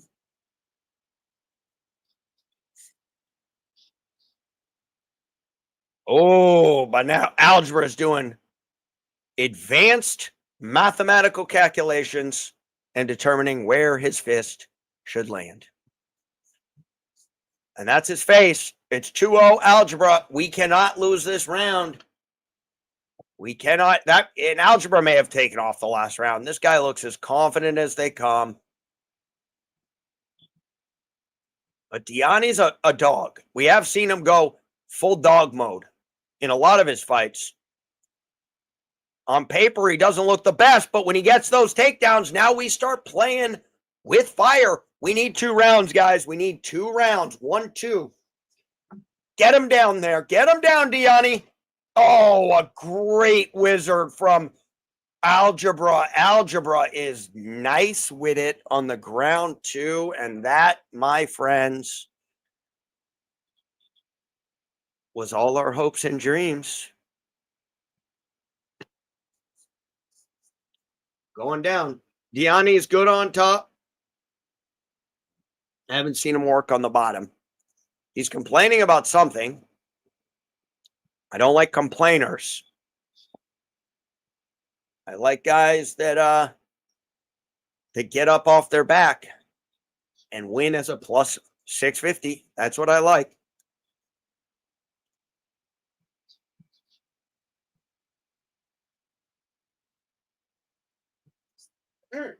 They got the live lines on. Diani plus 450. Yeah, right. Minus 1,200 comeback. Should be ashamed of yourself, Bovada.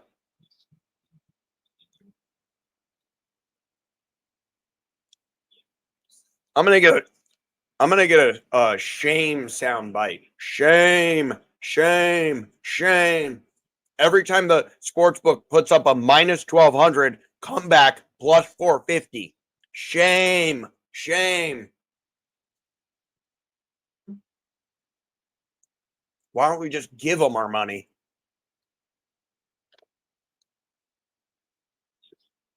Especially with Diani just laying on his back. Probably minus 1,200 is good right now on algebra, but 4 and 0.5. It's just it would take a perfect confluence of events to win this fight for Diani. He'd have to escape this, then win the round rapidly. He's got to make up about 3 points. Then you have to pray that all 3 judges did give him that third, but I think he did get that. Do we have anything close? It's a good question. Yeah, no, 2 RIRs clear, in my opinion. So it's 2-1. And no matter which way you slice it up. And algebra is smarter, doing what he needs to do. That wizard saved him. Diani needs to make a move here. Minute 13, he needs to make a move. Because if he does not, he will lose this and be down 3-1. And then in a best out of 5, 3-1's the loser. And this is one without a lot of credits, but it clear unanimous. Clear unanimous, or could be close. About 6 percentage points away from a clear unanimous. Which will only take, what, one more? Half? You could still get ripped off and bet Diani at a plus 450. Nope, they won't even let you do that. They took the lines off the board. All right, so Diani's will need to finish. He will need to finish. The fact that he couldn't get up, that was a bad sign. That was a bad sign for the Dion dog.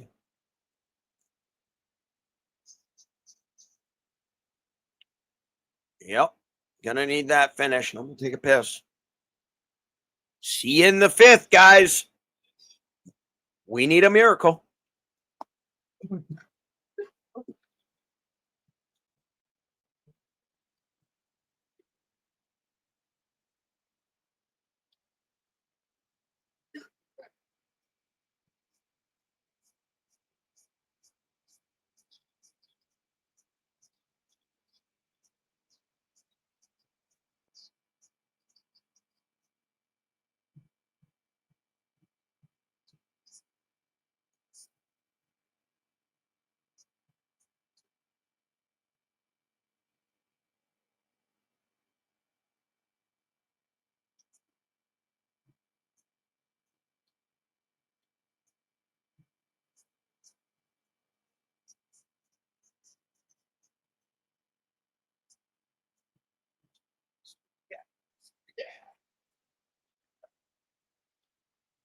All right. Well, oh, what happened there?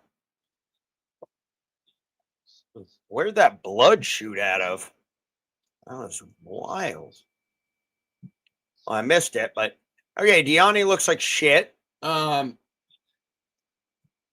But you know, you still got a chance. You still got a chance, guys. You can get Diani at a plus 800, which means if you bet 100, you could lose $100 today on that plus 800. Unless he gets a finish, guys. I'd love to be wrong. I'd love to be wrong. Plus 900 on Diani, down 3-1. Down 3-1 on the judges' scorecards.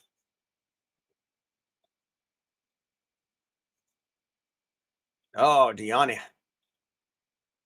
Plus 1,000. Money pouring in on algebra. Minus 2,500 on algebra. I said there was probably a little value on algebra at the minus 1,200. That round was in the bank. I'm not a big fan of laying a minus 1,200, but there you go. Algebra is very confident in his ability to... Oh, Diani. Diani. Nope, he's not going to get it. Keep fighting, big dog. Keep fighting. Yeah, looks like algebra is going to get out. Essentially, lock up this bout.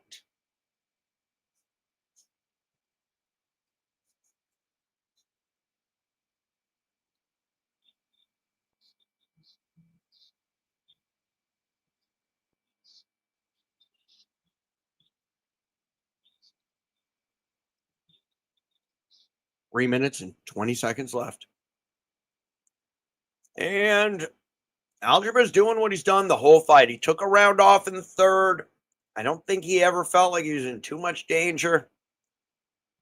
Diani needed that takedown in the fourth. The Wizard saved him. And he got top position, and he didn't give it up. Diani's also not much of a finisher. So take that into consideration, too.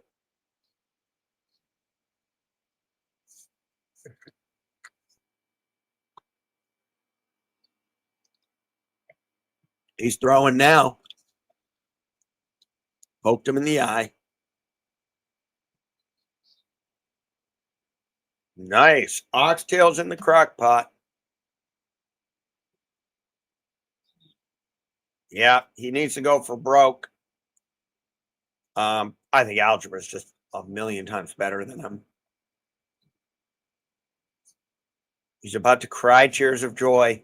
I've heard oxtails are good. We got a butcher right around the corner. There's a lot of oxtail. There's a lot of I think it's Jamaican food. So I get the sirloins personally, but I've never had oxtail. Nah, maybe I have.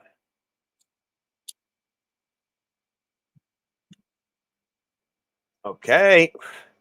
Wish I could translate these. Arabic writing is dope. Oh, we got a takedown from Diani, but guess who's getting up? You guessed it. Algebra. Beautiful left hook off the break there for Diani, but he just has no power, though. I mean, it's a little hook. Yay. Yeah, I need to make some food after this. Eat that sandwich. Make some more food. Get to work. Also, schedule a stream for tonight. Lay down some props. Oh, big shots from Diani. But I think this is going to be a 49-46. What do you guys think? It's close.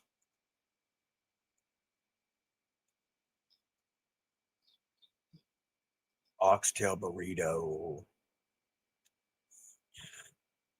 Dude, I don't even have a stove. I just use an air fryer to cook everything. I cook pasta. I cook steak. I cook everything in there. Shit, I've made kratom tea in that air fryer.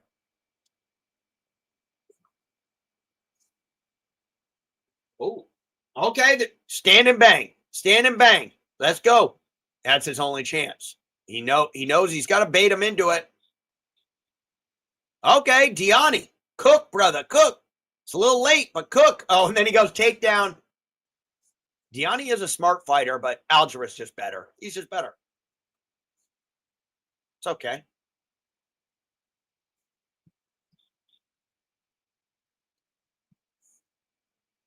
Jamaican and Mexican. What a combo. We call it fusion. Have you guys ever had Korean and Mexican fusion? That's good. Like Korean barbecue burrito on a rice tortilla.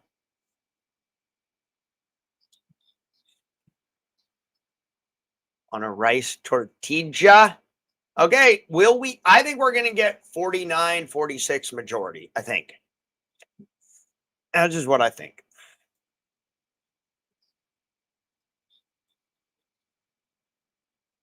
Might as well get some of the stuff out of the way here. Let's get the particulars out of the way. Diani. Almost. Horseshoes and hand grenades. That's an L. That's an L. I hate when it's 0 though. So we were down 0.25 if the decimals were rounding, but it's fine. We'll be down 0.3. No big deal. No live bets. Proving once again. Now, I will say this. Props. We ran the prop numbers. I will have to break that down a little bit further. Props are coming out profitable. It's pre-fight money line bets on Diani. Although at 0.25, it's really when, what is it? It's pre-fight bets that could have been live. Like we've been betting Waldo Acosta, and he's been starching motherfuckers. And so those have been good pre-fight bets. But there's others where it's very questionable our decision-making pre-fight, my decision-making. But, all right, fellas. So that's that, right? Little recap. We hit Islam Reda. Good job. That was all Kurt. Mohammad Fahmi, half unit. He ended up getting his ass beat. We did not get the under. That went to decision. I think we'll see the 49-46. Let's see there. I'll crank it up a little.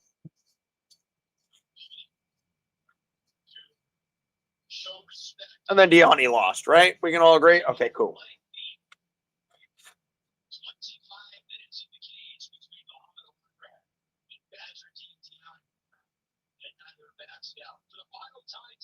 What up, fellas? Boom.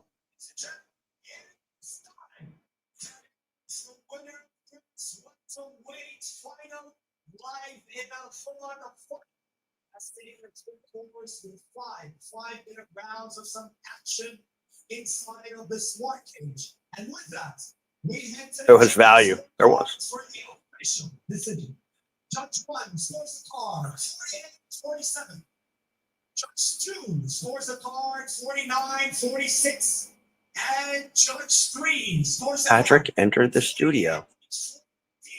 47 for your winner by decision. They gave 20 champion. Of course, yeah.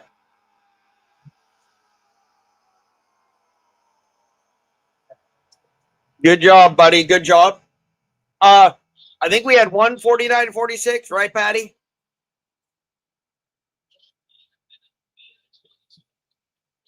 I mean, well, I'd be careful with that in a decision in Saudi Arabia, but I think we were on the right side there. I just don't know how. And there's varying levels of confidence of consistency, I would say. Okay, 149-46, which is what you guys had, which is probably what it should be. I don't know. Diani winning that last round, maybe. All right, guys. Well, we had fun. We were down a quarter unit. We got to make that quarter unit back, guys. I'm stressing out. I'm on tilt. I don't know how I'm going to handle this, but here's how I'm going to handle it. We're going to dive into the UFC 323 pay-per-view tonight, 8 p.m. You're not seeing it here, but tonight at 8 p.m. Actually, let me show you. Oh, I can't show them. Or can I? Yeah, I can't show you. But it'll look something like this. It'll look something like that. Stay tuned, fellas. Stay tuned. That is our rainbow fighter face-off flags. It's a rainbow of flags. We got Myanmar in the house. Where are my Myanmar people at? They love my channel. Myanmar loves Joshua Van, and they love, I don't know if they love me, but they subscribed. Myanmar, we got Brazil, we got Georgia, and we got a motherfucking Russian in the house. Let's go. An Asian Russian. I'm ready. You're ready. Dakota Digiva minus 2,300. I'll take Dakota Digiva all day. All day, all night on this podcast. If she breathes the wrong way. Anyways, another time, fellas, another time. Boink. Let's get back to it. We have 8 p.m., guys. I'm going to schedule it right after this. We're going to hit the ceremonial weigh-ins. We're going to get a ton of prop bets down. Kurt, I need you there, brother, because I'm going to need your input. I'm probably going to tail you on some things. Do they have significant strike props too? We should, I'll take under a minute. That might be an under half minute type prop, Patty. Plus 300. Okay, I'm good. I'm back. So, oh, what kind of finish? I'll let her finish me either way, submission or by TKO. I'll take it. Yeah, to me, she's just like, we need to bring her to the UFC just for me, just so that I'm happy. That's important. 8 o'clock tonight, guys. Placing props. McKinney under.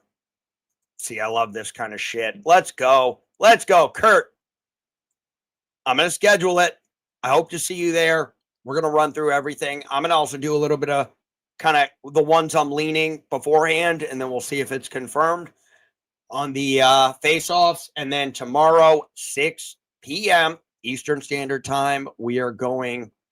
He likes Duncan, though. I like Duncan the later it goes. McKinney said he's going to wrestle him for 3 rounds. Who knows? We'll do some study, and we'll be ready. And then, yeah, that's interesting. That's probably what the MMA AI is going to show as well, which I do. I think it'll be interesting, guys, if we do this. Let's see. Let me put it up on the screen. This one here. Like going through and seeing where we might find it. So, like, let's take that first one, for example. McKinney and Duncan. See what it says. It's probably going to say what Kurt said. They love McKinney 25% by KO, Duncan 35% by decision. I would say that sub is live for McKinney as well. If he stands in trades with Duncan, it could be scary. They're not giving us the early. Okay, so maximum value, McKinney inside the distance. We'll see what the numbers say, though. Duncan by decision. Exactly what you said, Curtis. And we can run through all of this. I think we know Duncan's 55%. I don't know what the current line is, but that's a good fight. I just would not. McKinney's just been rocked way too many times against higher level fighters.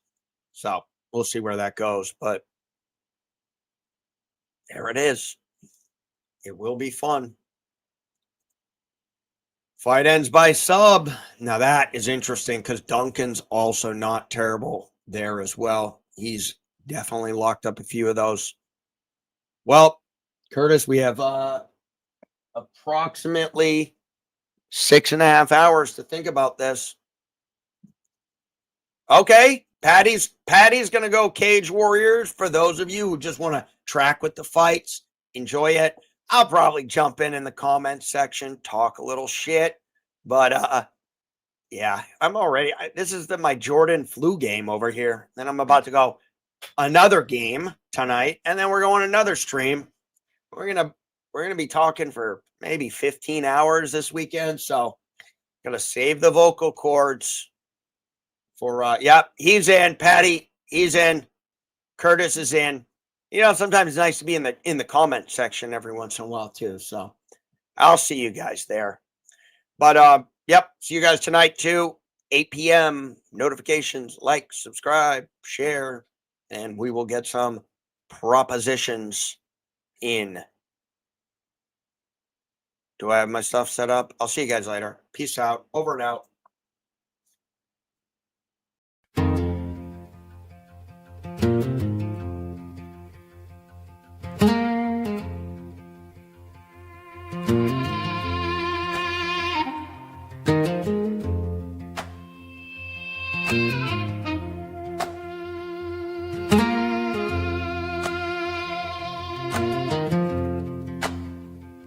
I was just a young buck. I think I just turned 21.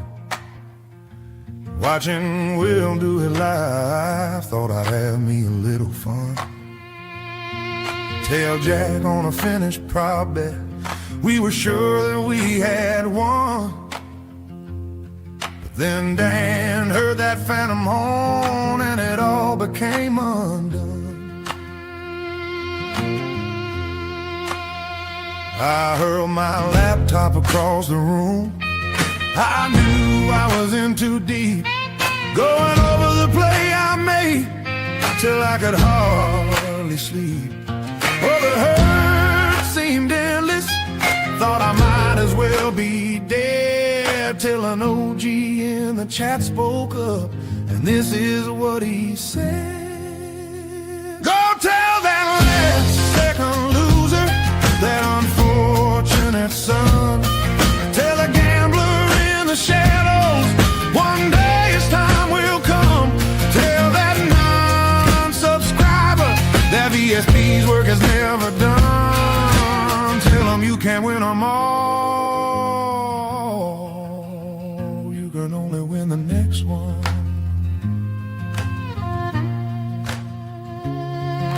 Next one. All of a sudden my eyes were open, like the day that I was born. The beauty is in the struggle, even the prettiest rose has thorns.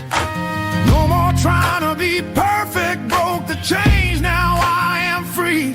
Next time you're about to lose your shit, decide what kind of man you wanna be. Go tell that last second loser, that unfortunate son, tell the gambler in the shadows, one day his time will come.